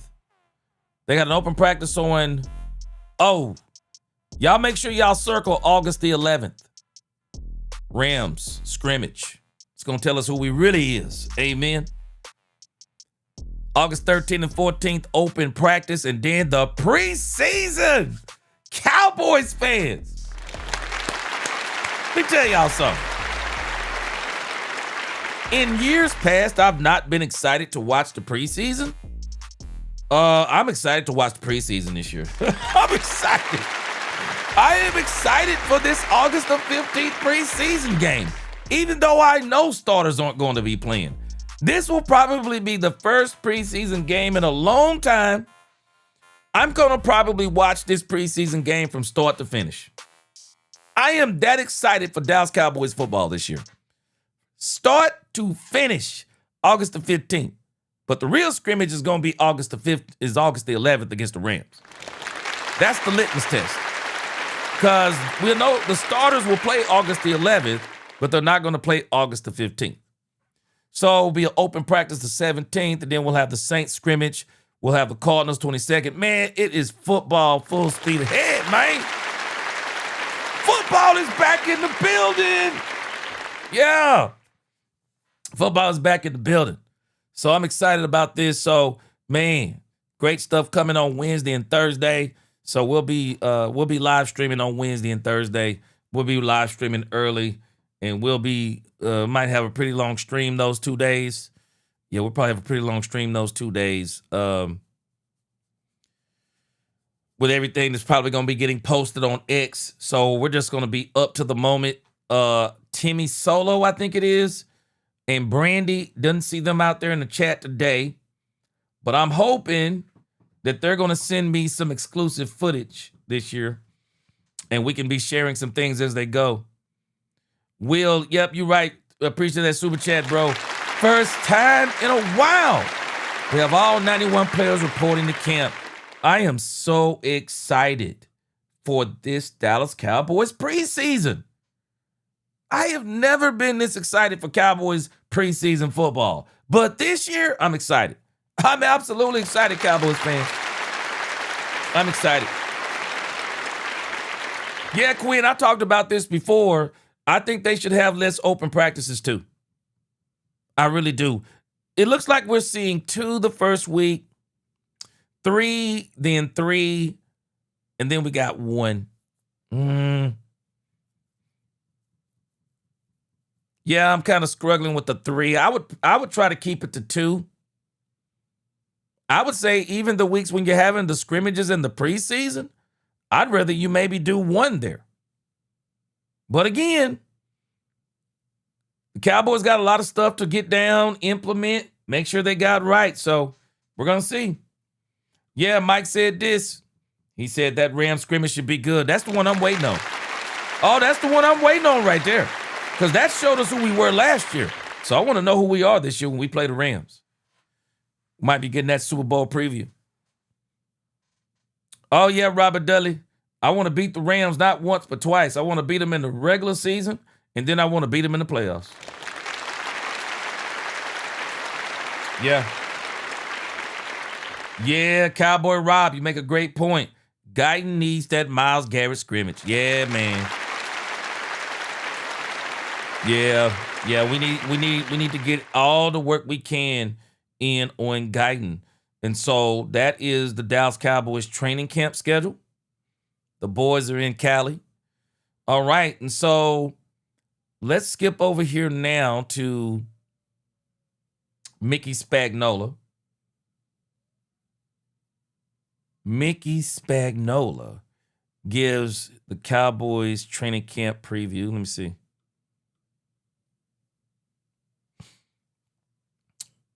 All right, let's let the ad pass on that. But Mickey Spagnola is about to give us a quick little Cowboys preview.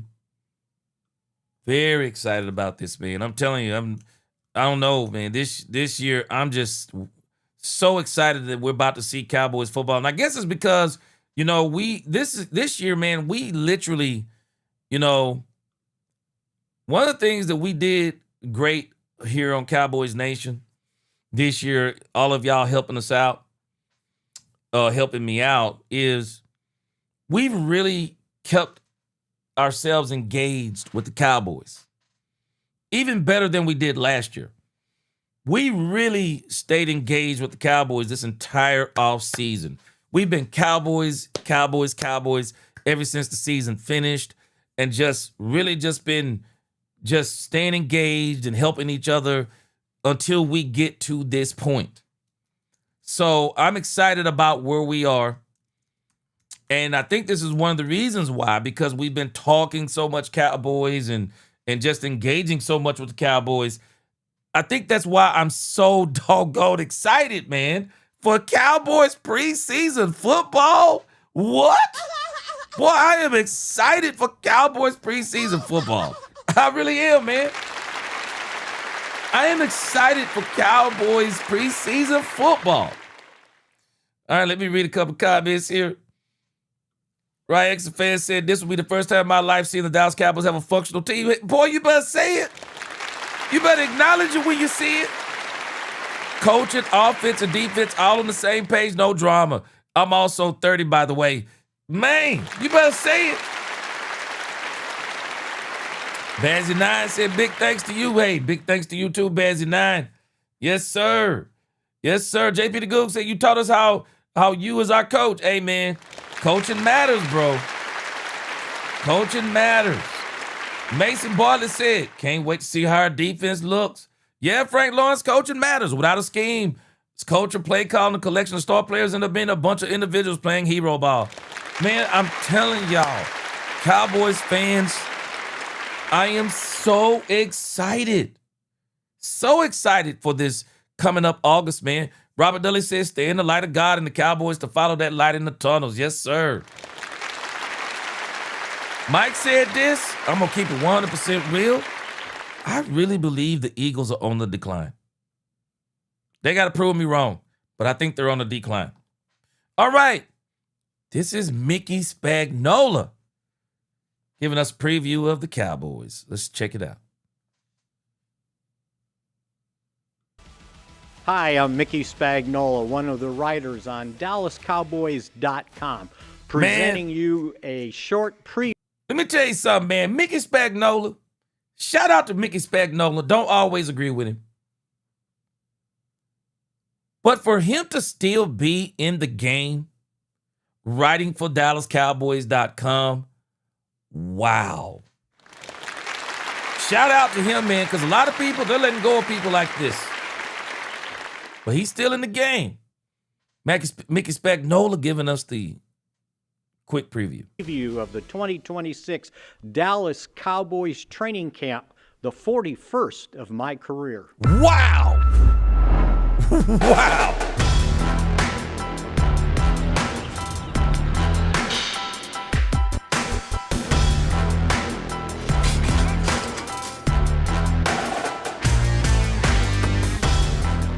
The Cowboys arrive via their American Airlines charter flight for their 19th training camp in Oxnard, California, at the River Ridge Sports Complex. And if you can believe this, their 46th camp in the state of California, having spent 27 summers training up to 101 at California Lutheran University in Thousand Oaks. The lure of the Ventura County tempered weather and the most accommodating accommodations keeps them coming back. And if the off-season workouts back at the Star in Frisco, Texas are any indication under second-year head coach Brian Schottenheimer, these will be highly competitive practice sessions with starting jobs and roster spots up for grabs after a disappointing 2025 season, finishing 7-9-1 and out of the playoffs for an unaccustomed second straight season. There will be much anticipation to get a look at the Cowboys' first three 2026 draft choices. First-round safety, Caleb Downs. Second first-round defensive lineman, Malachi Lawrence. And third-round linebacker, Jashawn Barham. every one of them in competition for a starting role. No surprise after the 2025 defensive struggles, all three defensive players.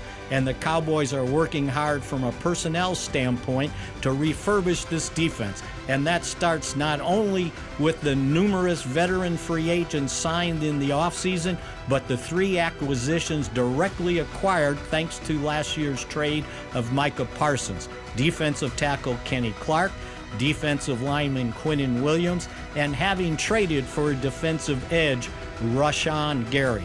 Not only new defensive players, but an entirely new defensive coaching staff, starting with first-time defensive coordinator Christian Parker. And he'll be working all over the defense, helping the school every position, teaching, inspiring competition, calling in the plays. As for important camp dates, the opening ceremony on August 1st, the first padded practice August 3rd, Heroes Appreciation Day, August 6th. A live practice streamed on DallasCowboys.com, August 8th. Traveling to the Los Angeles Rams Village in Woodland Hills, August 11th, for a highly anticipated workout with those highly rated Rams and catching a glimpse of their newly acquired defensive end, Myles Garrett, from the DFW area. And then August 18th, joint practice at River Ridge with New Orleans Saints and former Cowboys backup quarterback and offensive coordinator Kellen Moore, now the Saints head coach. The high-powered Cowboys offense nearly returns intact. Dak Prescott at quarterback, Pro Bowl wide receivers CeeDee Lamb and George Pickens, running back Javonte Williams, and a seasoned offensive line. Defensively, the Cowboys are counting on a bevy of newcomers like linebacker D. Winters, safeties Jalen Thompson, and corners Kobe Bryant and P.J. Locke. Also, the return of healthy cornerbacks Daron Bland and Siobhan Revel, and for sure, linebacker DeMarvion Overshown too. Again, this promises to be a highly competitive training camp. And for further insight, make sure you grab a copy of the Cowboys 2026 Cowboys Star Training Camp Preview Magazine. Plus, to keep up with what's going on a daily basis during training camp, count on us. Just go to DallasCowboys.com for the latest up-to-the-minute news and analysis. Wow. Welcome, Cowboys fans, to the world of WinStar. Wow. Did Mickey Spagnola say magazine? I didn't even know they still printed those on. I didn't even know they still printed up magazines. I didn't even know they were still doing that. He said, you go get that magazine. Caleb Downs, hey, that was a great cover shot for Caleb Downs there. Great cover shot. But again, man, just kind of looking at some of the things with the Dallas Cowboys, a lot of camp stories coming up. I'll talk about that in a moment in my own preview before we get out of here. But yeah, that was a great one by Mickey Spagnola. GOAT in the game. Amazing that he's still doing this. Amazing. So very, very excited again. I'm just telling y'all, man, I have not been this excited for preseason football.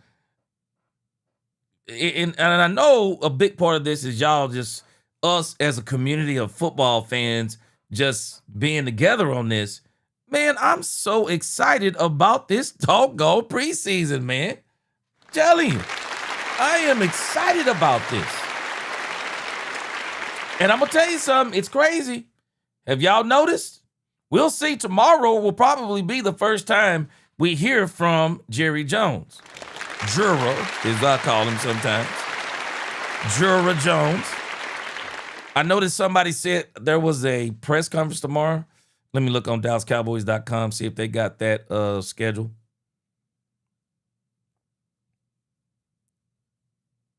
See if we got that schedule. We might bring in something off, not scheduled too. I see here. Brian Broaddus is over here in Oxnard, California. He just released something here about an hour ago saying his first impressions. I want to see what that is. We'll check that out. It was about an hour ago. Let's look over here on DallasCowboys.com. Let's see if they have that press conference already scheduled.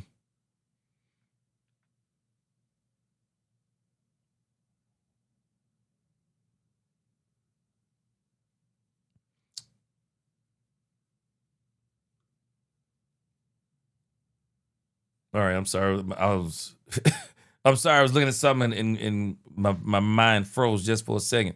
All right.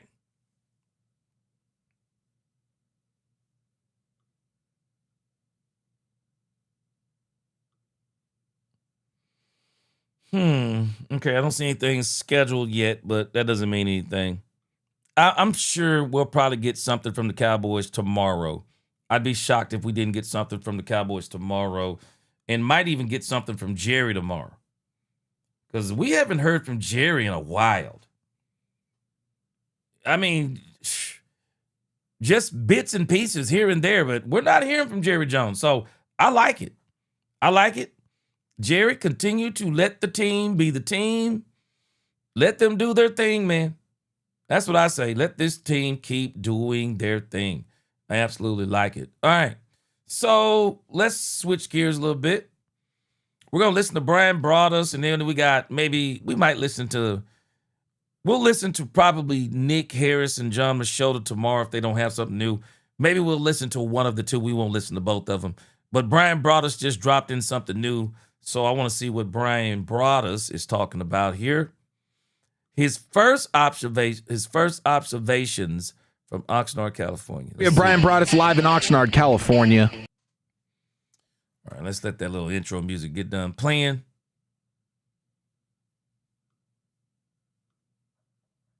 Or maybe the soft six. What do you do?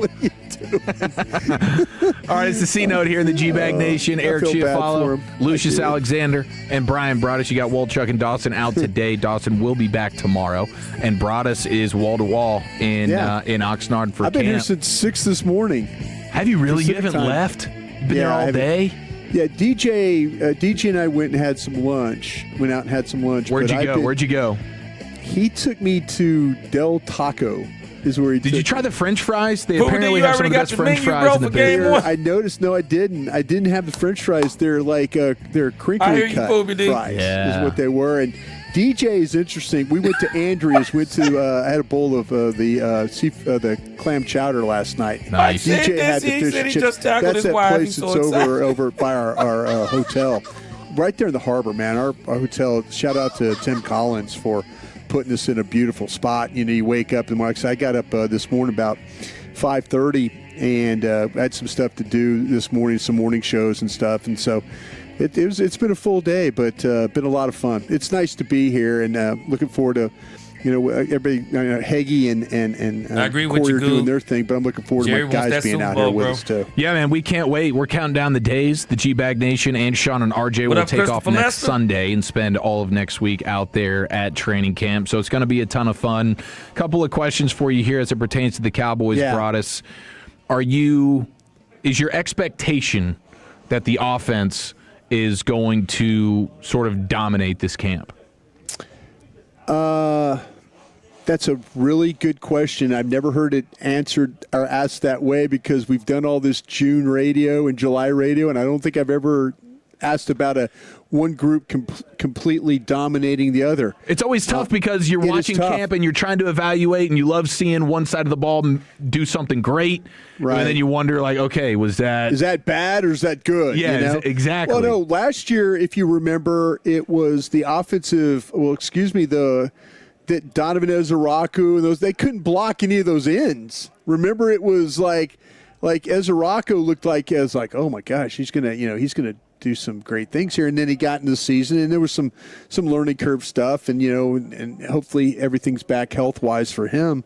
But I haven't thought about it in a way of like, is it a good thing if George Pickens is routing up some of your corners? Is it a good thing if CeeDee Lamb is routing up downs? Is it a good thing if you're not getting any pressure on Dak? Yeah, if all of a sudden it's like if Malachi Lawrence is going against Thomas, and he's getting stuffed at the line of scrimmage. Is that any good?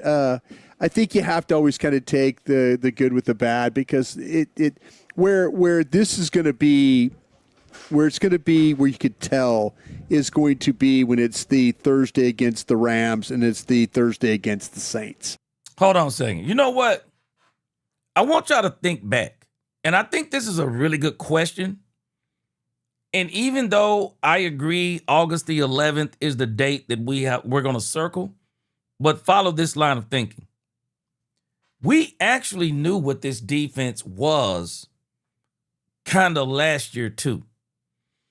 Do y'all remember how CeeDee Lamb was absolutely destroying the Dallas Cowboys secondary? CeeDee Lamb was destroying this secondary last year. I'm going to be honest with you. Even before we play the Rams, I really want to see what the intensity is of this defense. Not only do I want to see what the intensity level is, I want to see, are they defending passes? Are they able to, even if they can't tackle Dak Prescott, are we seeing where, do they have the system down? I just want to see those things. I don't want to see CeeDee Lamb like he was last year, just running all through the Cowboys secondary, just dominating. CeeDee Lamb had an incredible camp last year. George Pickens had a really good camp last year too, but CeeDee Lamb was insanely dominant.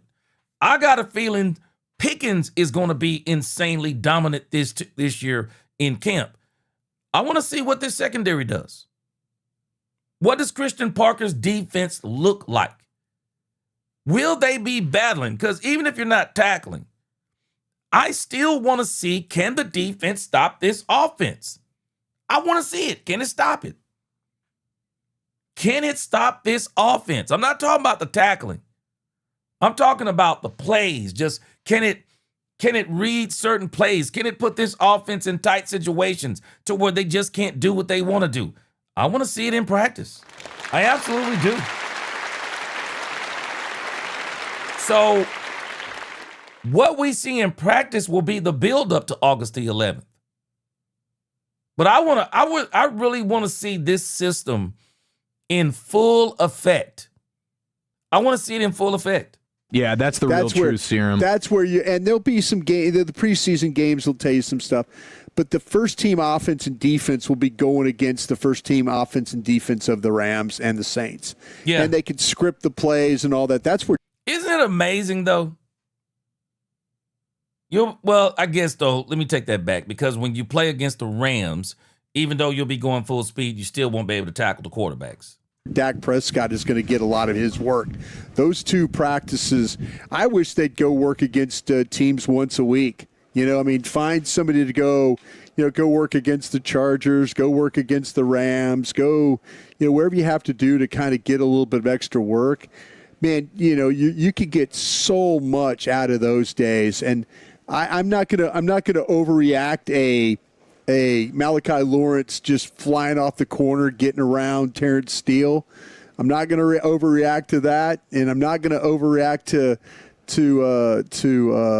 Tyler Guyton sitting down on Gary and just taking him out of the players. I'm not going to overreact to that. I think you have to report what you see and kind of give it some hope. But those scrimmages and those preseason games when guys get opportunities, I think that's going to tell us the most stories. You mentioned Malachi Lawrence, and this is a first-round pick as an edge rusher. Yeah. But I think thanks to Caleb Downs, he's kind of flying under the radar a little bit.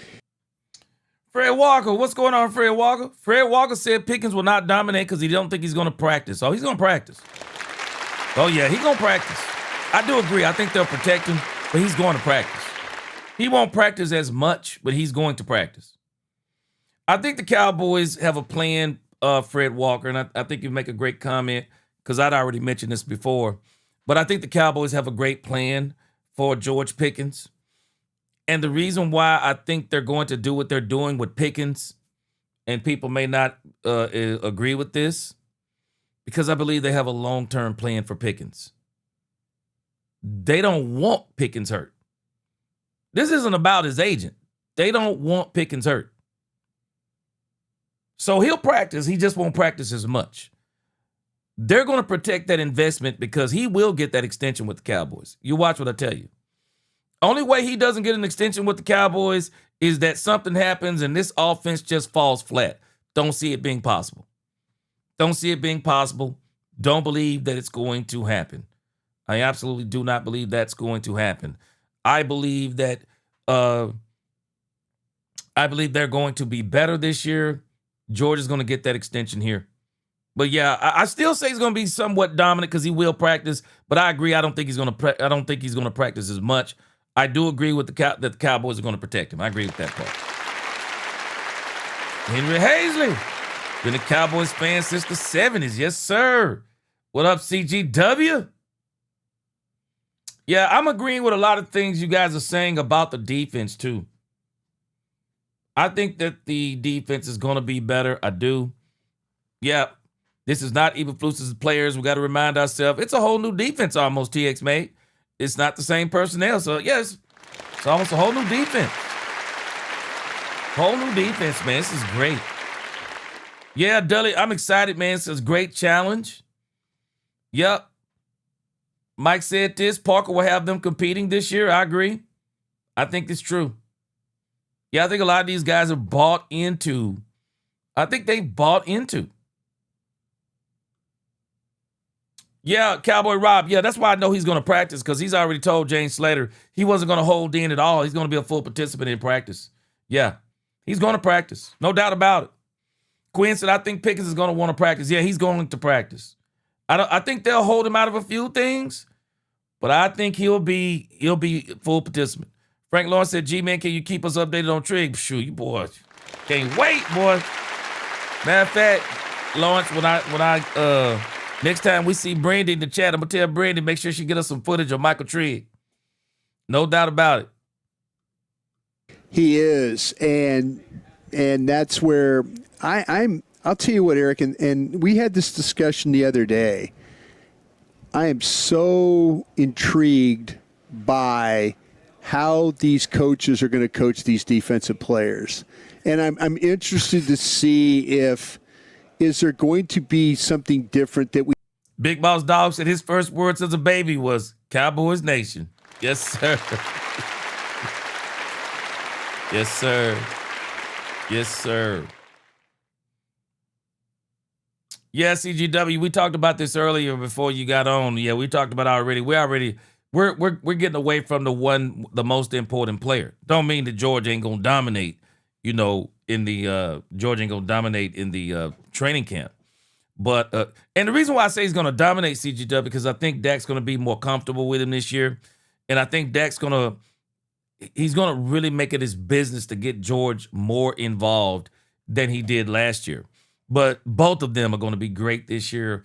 I just think the Cowboys' entire offense is going to be great. Everything about it. It's going to be great. We didn't see from Donovan Ezeraku because of these coaches. How are these guys working with these players? There's a time when you watch practice and it's individual and you're kind of just like looking off and you're just, not really paying attention to how the coaching's going on. Not me now. Not me now. I am going to be locked in on. I even brought my binoculars. If I'm going to sit up in the stands, I'm going to look. Yeah, he's going to get paid. I'm going to listen. I'm going to stand next to drills. I want to know what these guys are telling these defensive players. I want to know because I want to be able to see with my own eyes. And you don't have to be a former scout to do this. If you're watching practice, you can watch individual drills and say, well, wait a minute now. He told them to jam, turn, explode. You could hear and you could watch the techniques. And if guys are going out there and they're not getting that done, that tells you a lot. That tells you, listen, our players are struggling with this. And especially if you see it day after day after day, man, they're not doing this right, or they're running down the middle on a pass rush, and the coaches are trying to get him to the edge, and they want him to get to a spot, and they want him to dip. If you see guys not doing it, and it could be on routes, it could be tight ends blocks, it could be idiots, but this is a training camp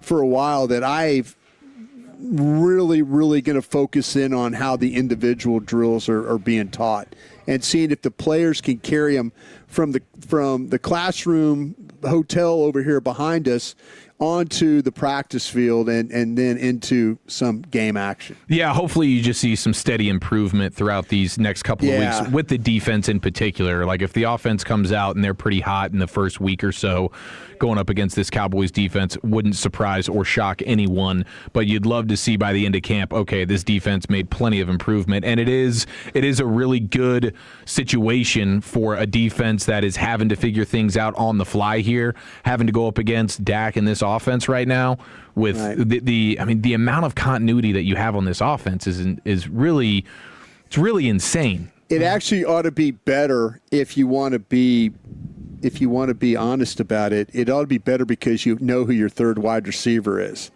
Yeah. You know, last year you really didn't know. I mean, we remember we were watching practice and we were like, oh, look what they're doing. And you brought it up. Oh, look what they're doing with Turpin. Oh, and we were getting all excited about Turpin football. What we should have been getting excited about was, wow, look at Flo.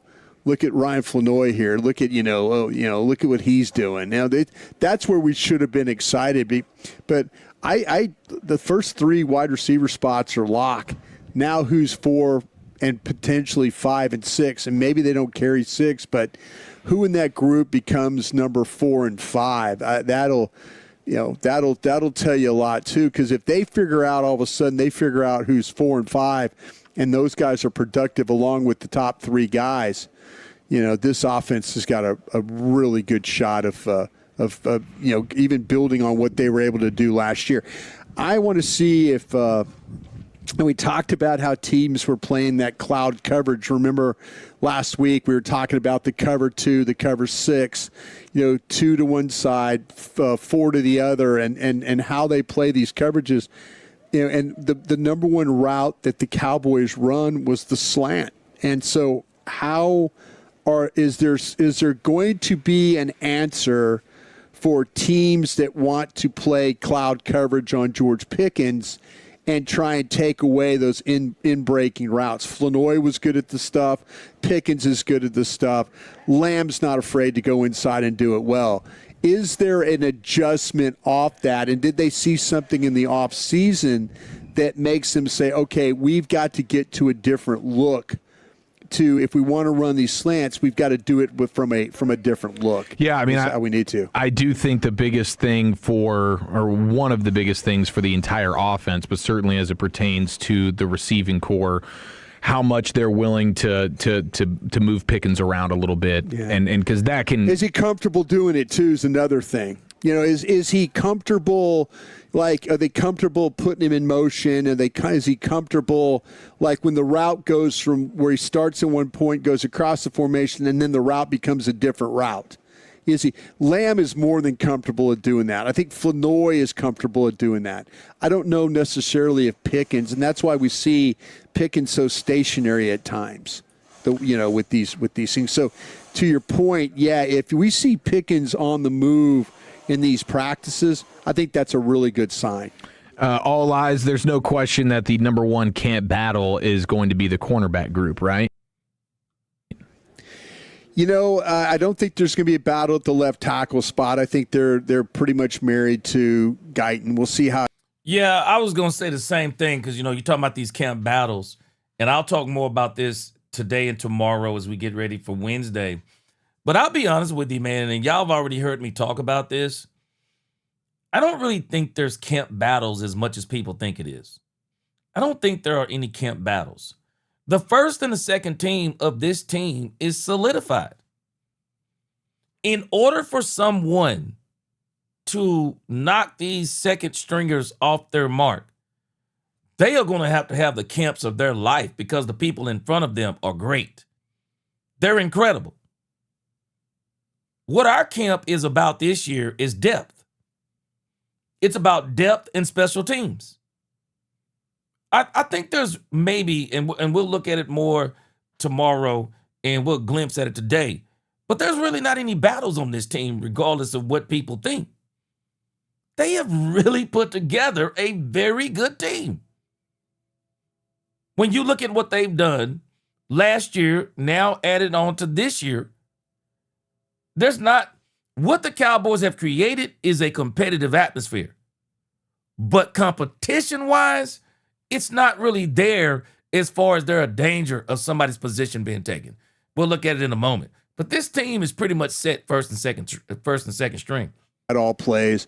The cornerback stuff is, and I think, listen, after getting a chance to talk to Will McClay, and I know a lot of folks got to see our interview with him at Crown Global, and thank you folks for being a part of that. Appreciate you.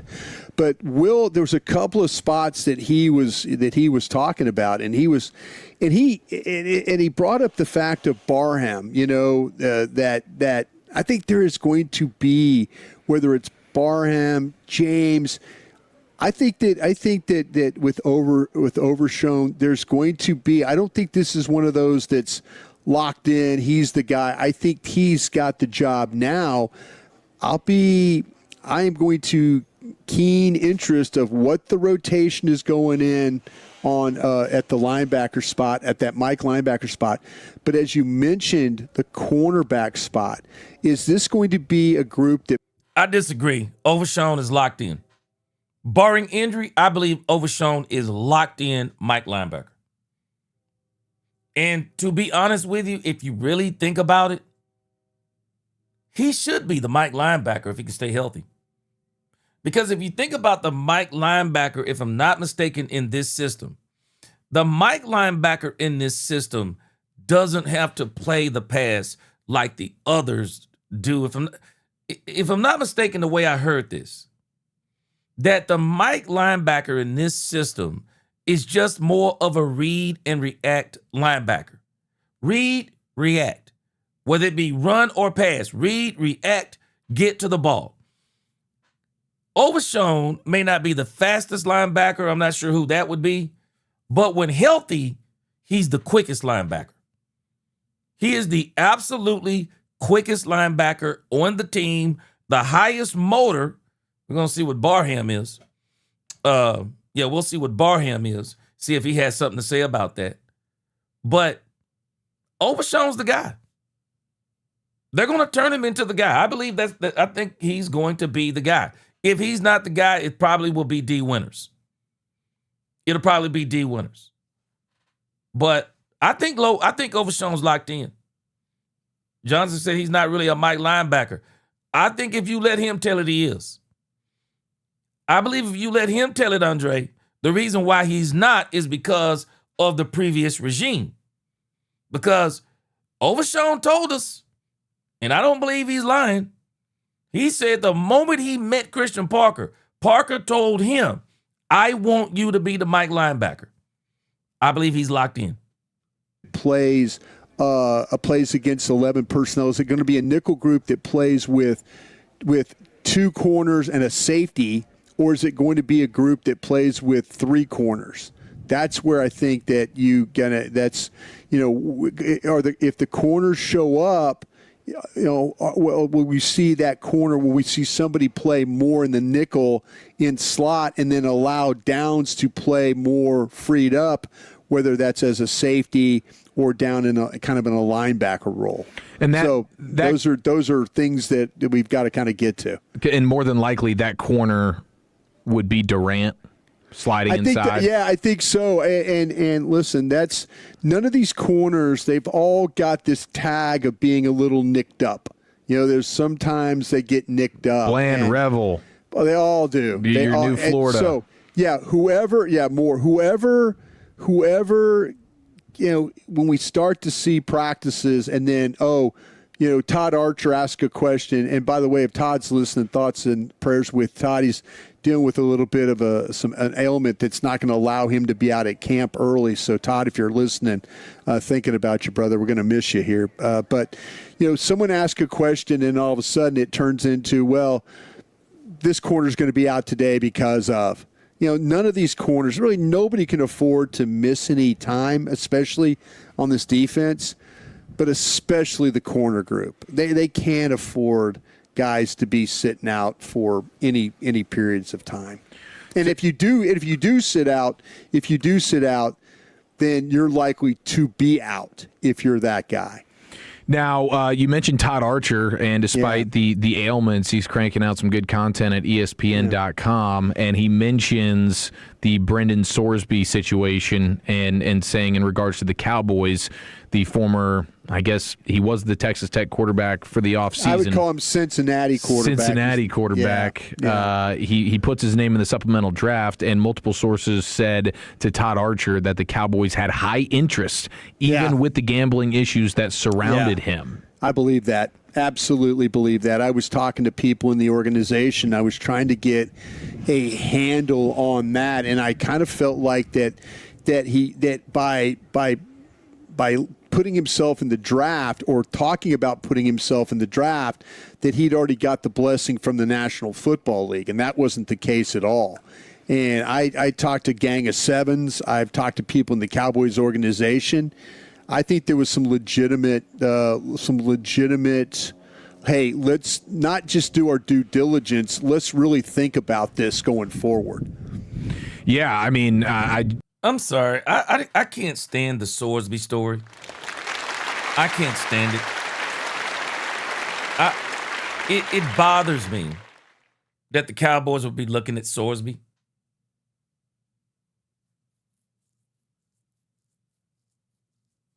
Sorsby has got a serious issue. He's got a serious issue. I wouldn't want to touch a player that has issues with gambling. You couldn't pay me. I understand there are mistakes. People make mistakes, and they get a second chance. But there are certain mistakes, for me, there are certain mistakes that I don't want to take that chance on my team. And Sorsby is one of those people. I'm telling you, the Brandon Sorsby thing bothers me because I would never be able to sleep with Brandon Sorsby being my quarterback. After every game, when I would go back and look at the tape, or even in the game, Brandon Sorsby as my quarterback, I would always be wondering, was that incompletion really an incompletion? Was that interception really an interception? Did he get tripped or did he purposely fall? Why didn't he step up in the pocket rather than getting sacked? Why didn't he scramble? I would never be able to sleep with a quarterback like Brandon Sorsby. No. That is one of the dude bet on football. I couldn't do it. Very, very disheartening, but it's not going to ruin how I feel about the season. I don't like the fact that they're trying to say the Cowboys had very high interest in Brandon Sorsby. I would, you know what? I'm not even going to say I would like to know how high it was. I actually don't care. I'm glad he's not playing in the NFL this year. Give this young man a year and see if he really got himself together. And even then, if I'm the Cowboys, no thank you. Let another team give him that opportunity. Let another team give him that opportunity. Stand away from that whole issue. Stand away from it.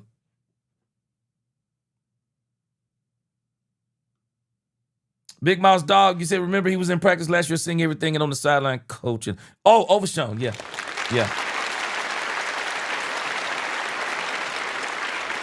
Yeah, I want no part of Brandon Sorsby.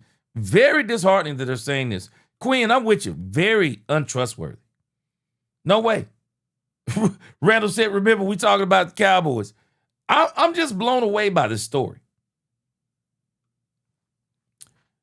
Frank Lawrence said Cowboys offense need to play with discipline, cut down on the penalties and drops that kills drives, and Shotty needs to utilize his weapons better in crucial situations. I'm telling you right now, the penalties are going to be a big deal for me. I'm going to be very focused on that this year. That would have been, you talk about a relatively quiet offseason for the Cowboys. Man, that supplemental draft would have taken place. It would have ruined last week.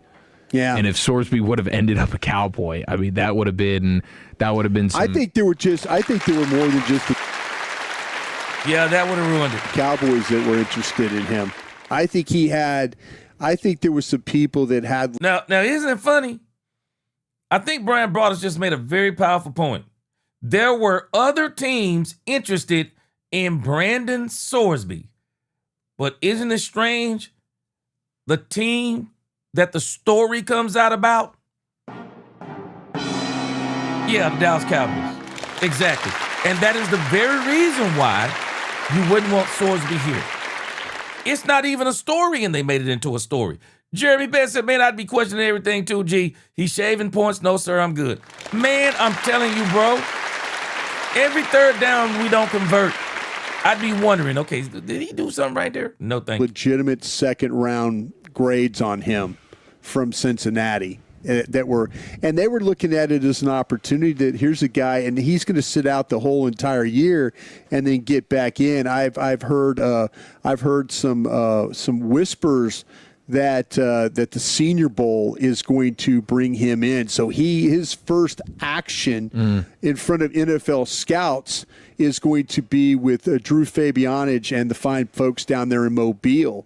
Or going to have an opportunity to bring him in, let him work with the NFL coaches down there, and then build that to the process where he can go into the combine and then be compared to the other quarterbacks that had a 2026 season. Oh man, that's going to be an interesting Senior Bowl week, interesting draft season for sure. Right here on 105.3 The Fan with the Sorsby stuff, and hopefully the Cowboys are playing deep into the postseason, no question about it.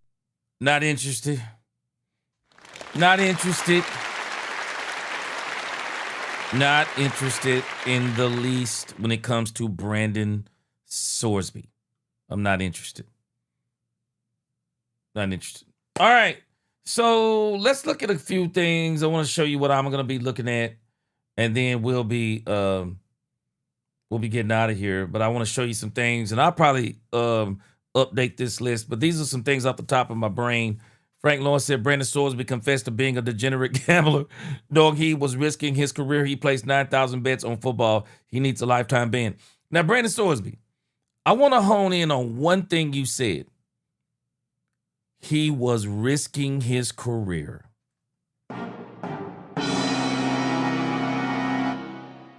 That goes to show you how some people, they're different when it comes to gambling.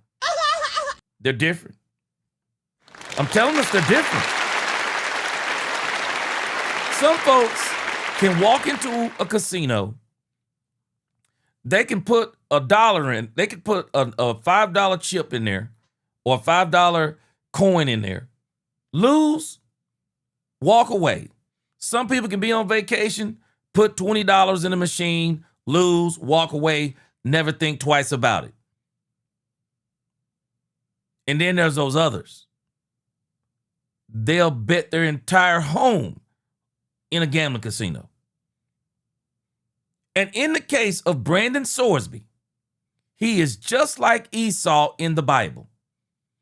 Esau gave up he basically gave up his leadership for a plate of food? Really? Really? When your appetite is your belly, when you are driven by things, especially the way obviously Sorsby was driven, it's exactly like Esau. Sorsby knew that he was going to be an NFL quarterback. And you went out there and gambled, you're your own worst enemy. Don't need that kind of mess in Dallas. Don't need it in Dallas. Don't need it.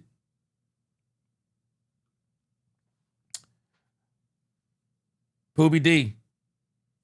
So it's funny that you said that, Poobie D. Let's go to our last segment for the day.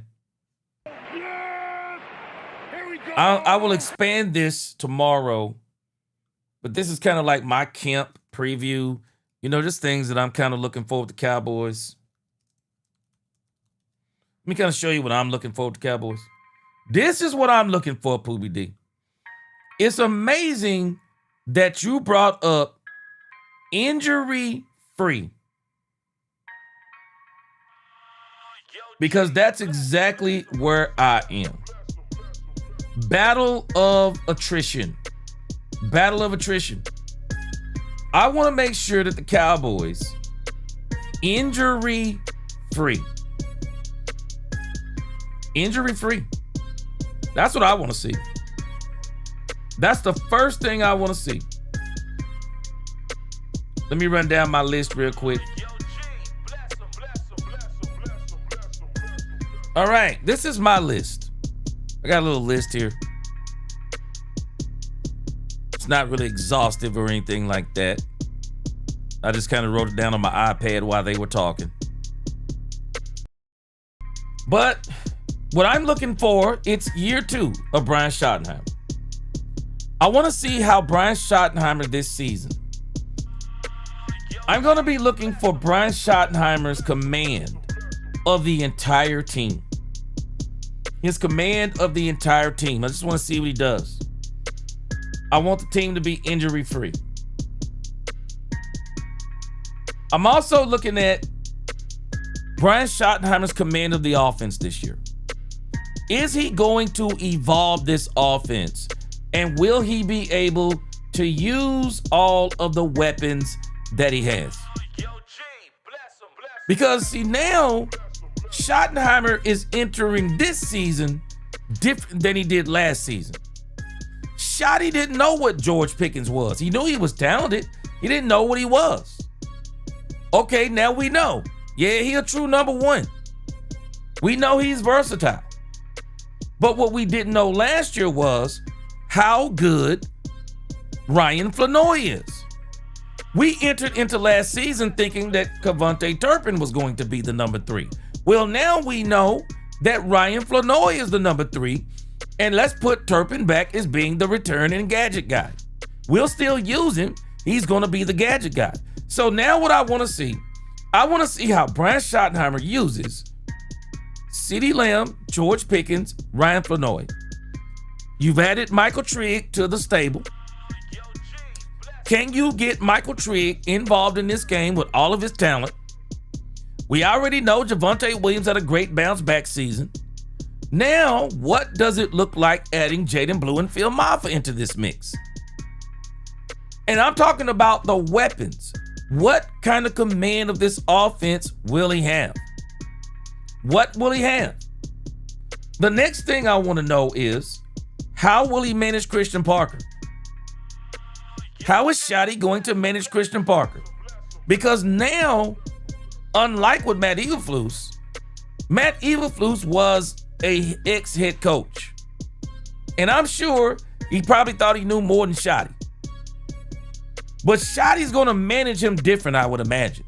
He's going to manage Christian Parker different. He's going to be more involved, more interacting with Christian Parker. So I'm going to be very interested to see, how does he manage Parker, and how does Parker manage his defense? How is Parker going to manage it? I really want to see, what does he do? Again, let's go a little bit deeper into the offense. I've already talked about it, evolution of the play calling. I'm going to look at the running back room tomorrow. I'm going to show y'all something about the running back room, because I think the two biggest question marks on the Dallas Cowboys team, it is the running back room and it's the cornerback room. I think these are the two biggest question marks. So I want to see how he's going to manage the running back room, and I'm going to show you where the Cowboys, where some people are saying the Cowboys need to do this and that at the running back position. I'm going to show you, when you go back and look at the Super Bowl winning teams, you're going to be surprised at what they do with their running back room. You're going to be surprised. I'm also wanting to look at, but again, we're going to look at that tomorrow. Again, tight end room. I want to see what he does with the tight end room. The tight end room on this team needs to improve. Ferguson didn't take the step that he needed to take last year. Will Michael Trigg make him make that step? Because I'm telling you, I think Michael Trigg coming in this joint to take jobs, man. And I believe if they let this man play, Dak's going to turn Michael Trigg into a household name in Dallas. We might be able to see the Cowboys do some of that stuff that the New England Patriots used to do back in the day with Gronkowski and, what was his name? Gonzalez? And y'all remember how great he was before he got into the other stuff. I might have got his name wrong, but y'all know who I'm talking about. I'm gonna be looking for Tyler Guyton year 3, bottom line. Tyler Guyton year 3, bottom line. Nothing else to be said. I'm not believing any of this Nate Thomas competition. He's competing for his job. I'm not listening to none of that. Tyler Guyton year 3. That's all I need to say. Year 3. Let's go get it, Guyton. Again, I want to see how good the defense acclimates into Parker's system. Demarion Overshown. I'm telling y'all right now, this is the biggest season of Demarion Overshown's professional career. It's the biggest season of his professional career. This man has not only got to show the Cowboys he can stay healthy, he's got to show the entire league. I'm sorry. Thank you, Sober Truth. Aaron Hernandez, not Gonzalez. Aaron Hernandez. Yeah, we can do some of that Gronkowski Hernandez stuff. If we use Michael Trigg the way that we're supposed to. This is a big year for Overshown, man. This is a big year. Overshown has to show this entire league he can stay healthy. Entire league. This isn't about the Cowboys. He's got to show this entire league. You went out there and got David Mulugeta. Well, you get David Mulugeta when it's time to get paid. Well, if you telling me it's time for you to get paid, you telling me you about to tear this field up this year. So I want to see him tear it up. I'm going to be looking at the health of Donovan Ezaraku and Daron Bland. We got three players that what we're going to be looking for is health. All three of these players, health. Overshown, Bland, Ezaraku. That's what we're looking for. I also want to see how does Overshown command the defense. He will be the Mike linebacker. Book it. He's the Mike linebacker. How is he going to command this entire defense? Will he really be that leader, that commander? Will he be that player? Because it's not only about him calling plays. I want to see if he takes command of the Dallas Cowboys defense. I said it last year. He was the leader of the defense. When this man is healthy, when this man is playing, he is bar none, off the chain. I want to see if Overshown takes this next big step. I want to see what he does. I'm actually excited for him being the Mike. And the reason why I'm excited is if he don't make it, I know we got D Winters and he can be the Mike. Next thing I'm going to be looking for. I'm going to be looking for the use of the rookies on the Dallas Cowboys team.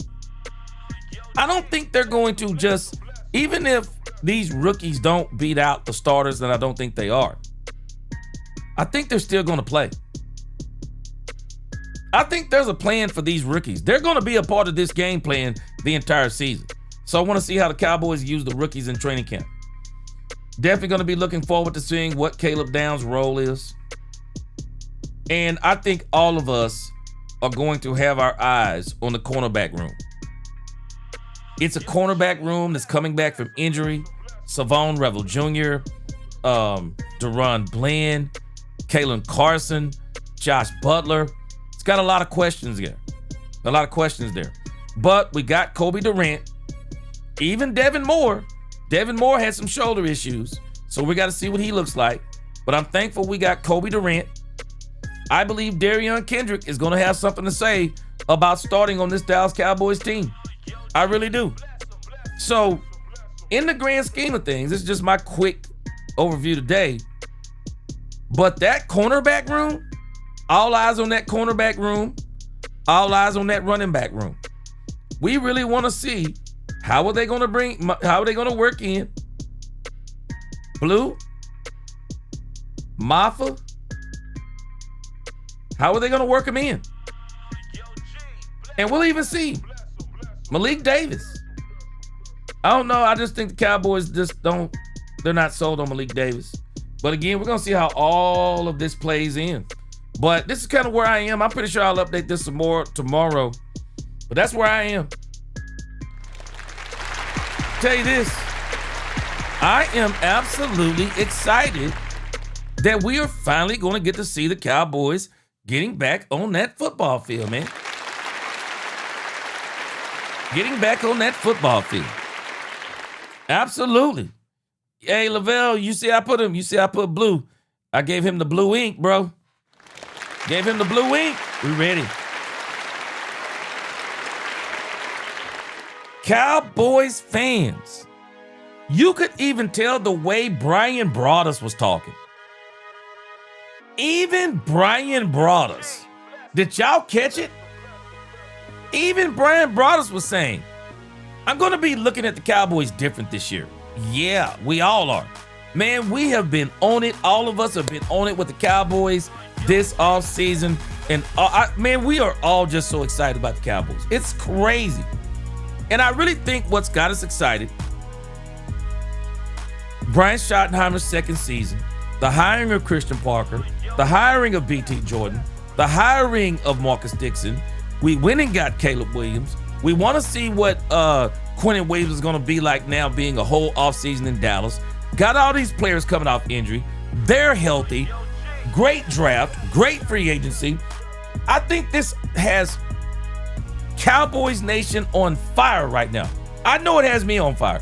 I am so excited about so many things the Cowboys have done right this offseason. So excited, man. Now, I've seen everything, and I don't say everything. I've seen about 90 to 95% of everything I need to see as it applies to the Dallas Cowboys getting their culture right and all these things. Now we need to see the culture on the field. Because it's great when you create a brotherhood, but we need that brotherhood to win. And I'm pretty sure Cowboys Nation concurs. Yeah, Brian's done a great job. Now we needed to win. What good is a great culture if it ain't winning? We're not in it for therapy. We're in it for winning. We're in it for Super Bowls. Now we got to get the culture into the championship. I'm excited. Booby D, I'm telling you, I hope Devin Moore pushes Daron Bland into the best season that he's had in a long time. I'm excited, man. All right, Cowboys Nation. Hopefully we'll get a press conference tomorrow from Brian Schottenheimer. Wednesday, man, we starting early, and we probably going 4 or 5 hours. Y'all get your snacks, get your drinks, whatever the case may be. We're going to be all day Cowboys Wednesday and Thursday for those open practices. I'm letting everybody know in my life, it's all Cowboys for 2 days on Wednesday and Thursday. Man, I appreciate y'all being with me. I'll see y'all again tomorrow, if the Lord is willing. Until the next time, DC4L, God bless. Best channel on YouTube. Let's talk Cowboys and we talk facts. Peace.